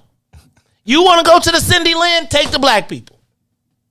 Yeah, I knew about Cindy Lynn. Bro, they take right? us to Shamrock. They take us to Shamrock. They take us to Shamrock. They take us to Shamrock while everybody else get the what's that one on Washington? Oh, no. The one that's in the middle of the block. I know. Man, Joe. They be like, what? You be like, I'm about to slide on you. Where you going? Where we gonna go? Meet me on Washington. You mean that hotel on Washington that's in the middle of the block? Where you can see the people hanging out the windows? Where they be hanging their drawers out the window to dry? Yes. At the literal hotel? That's where you want to meet me? I'll see you there. We gonna do better, man. We go. Black people at the Cindy Lynn. What's the west side? What's the south side version? What's the hotels on? It's on 100. The one that's on 119th, right out the E-way in Ashland is the main one that they. I don't even know the name of it. It's right off of like 119th, whatever in Ashland. It's like that's not. I know exactly what you're talking about. I know exactly what you're talking about because if you go over there, it's Calumet Park. Yeah. If you get off and go to Calumet Park, they be like, they got a Motel 8 or 6 or Hampton Inn. It's like a whole conglomerate of bust down tales. And black people, we be standing at the door like, what you want? I get a suite. Can I get a suite with the jacuzzi? Ooh, I want the jacuzzi. What's that swimming in it? Do y'all watch this? You know what though? Sheets. You know what? They treating us like what's this over here on 39th? When you go in the circle. They got the breakfast downstairs. Everybody go to breakfast like it ain't a hotel. I ain't been in that one. I ain't been in a hotel, but I've been to the breakfast place on 39th off of King Drive, and everybody go up and you be going to eat, but inside you pull into the lot and then you go inside the circle and it be like the projects, but it's a hotel. They said all the hotels on Stony Island. Oh my God! Everything from 8. Yeah, if you on Stony Island, man. All right, but we good. I feel it. Yeah. I really do understand both sides. Black people are trust me. The bust downs of the Democratic Party. Yep, that's us. Richard, man, if you, I know it's too many. Pookie, people. I know if he front Reese. Reese, stop front, dog. I know you and Pookie been out there. Listen, y'all been out there. Y'all been out there in Aurora messing around. I really wish I would have had. Listen, I'm going I'm gonna talk to him. Like, I'm gonna interview. Like, you just want to listen. You brought. I'm with you. But listen, it's some thing that you. Hey man, you got to put some real, like how Miko said, put some real people on there now. They not doing that. Them white boys is making so much money. You can't put that on Reese, there. they got a $20 million deposit. They was like, we not sharing this with no niggers. Yeah. None. Right. Why we gotta share with the niggers? They already mad at JB. He lied to them. I gotta pay you to me, and he lied to you. What I gotta pay because he lied? Oh, okay, no. Hold on. So I got to take you to your man been taking you to Ronnie's Steakhouse, and now you want to go to Chicago Cut when it's me? Oh, you want Chicago Cut when it's me? Oh, I must look sweet. Oh, we look sweet. Yeah, that's how it be. No. So hold on. Hey, bro, I seen you at. I said, what's the where you get the on Madison right past Pulaski where you get the Phillies where everybody go late at night to get the Phillies. The little green. I can't even think of it now. Not Mr. Taco Man. No, not Jerk Taco Man. That's on Pulaski. Man, me and Swill used to go there all the time when we come home. Or Joe's Barbecue. We used to be at Joe's on Madison until I seen that thing and then. All right, y'all, James Jackson Show. This is the home of where black people get treated like Democratic bust downs. The bust downs of the Democratic Party, that is us, yes, the black people. You do not have to take us to the Ritz. Take us to the Cindy Lynn. We good. Cindy Lynn, small rib tip combo. You can just get bottled water. Matter of fact, bring a plastic cup. Ice them out too. Bring a plastic cup. We can get that out the sink. Dang. It's the Maze Jackson Show. Okay, y'all. We'll be back tomorrow. Y'all make sure. You know the best one today was we are chocolate covered condoms. Chocolate covered condoms to be used and discarded. Whew. But I feel like they treat us like a female condom because they be going up in us. And leave it. And no, they take it out. They throw it away. Oh, man. We going to do good. I believe in our people, man. I believe in us. I do, too. I believe if you can be busted, you will be. Then, okay, I'm going to stop. Mr. Maze Jackson Show. I know I've been keeping y'all late like y'all on punishment, so I'm going to let y'all get up out of here. Look, for Maze and Reese, Ruthie, I am the host of the Maze Jackson Show. Oh, by the way, Jonathan Jackson will be here on Friday to sit in from 7 to 8. See, like, I just want y'all to remember the congressional candidates that came and talked to us and the ones that didn't. I also have reached out to Obadeli. Apparently, we are looking to get Pat Dowling here as well. I'm going to try and talk to every congressional candidate here so we have the opportunity. All right, y'all. It's the Maze Jackson Show. Maze, Reese, and Ruthie. Until tomorrow, every single day we ask the question, what's in it for the black people? And if you don't like it, you can still tell them. Maze said we out of here. Peace. Let's get down to business and go ahead and address the facts, man. Lightfoot seems more lesbian than black. Rahm Emanuel's another case. He was just as tired. 50 closed schools left much to be desired. Police had Anjanette naked on that body cam. They suppressed the footage so it couldn't touch a lot of hands. Reminds me of that 16 shots in that cover-up. Both of them similar, so I went and dug it up. George Floyd killed, a lot of riots happened in the town. Southside burned and they wouldn't let them bridges down. Grandmother sick, need a prescription and plus a couple groceries. You gon' have to travel just to get it now. COVID-19 out here shutting all the business down. Not enough SBA loans to even give around. So many failed businesses that you can put them in the pile. If you don't survive the pandemic, it's gonna sit you down. We sing, dance, play ball, entertain, and crack jokes. Government infested black neighborhoods with crack smoke. System that milked us so bad, we got lactose. Still trying to find out what's in it for us black folks. We sing, dance, play ball, entertain, and crack jokes. Government infested black neighborhoods with crack smoke. System that milked us so bad, we got lactose. Still trying to find out what's in it for us black folks. Shout out to Willie Wilson, hope one day you get to Senate. We need some different players in the game to handle business. So many shady characters like Madigan and Blago. But when you really break it down, it's typical Chicago. City full of gangsters, it's what the land was built on. Same streets with hood legends, DNA gets spilled on. Carjackers out here lurking, trying to get they steal on. Looking for a block to put them Hellcat wheels on. Let us give bogus appraisals a red line. Car crackers out here getting minimal fair time. And up the seal concealed carry, I stay with the pipe. But Illinois gun laws giving minimal rights.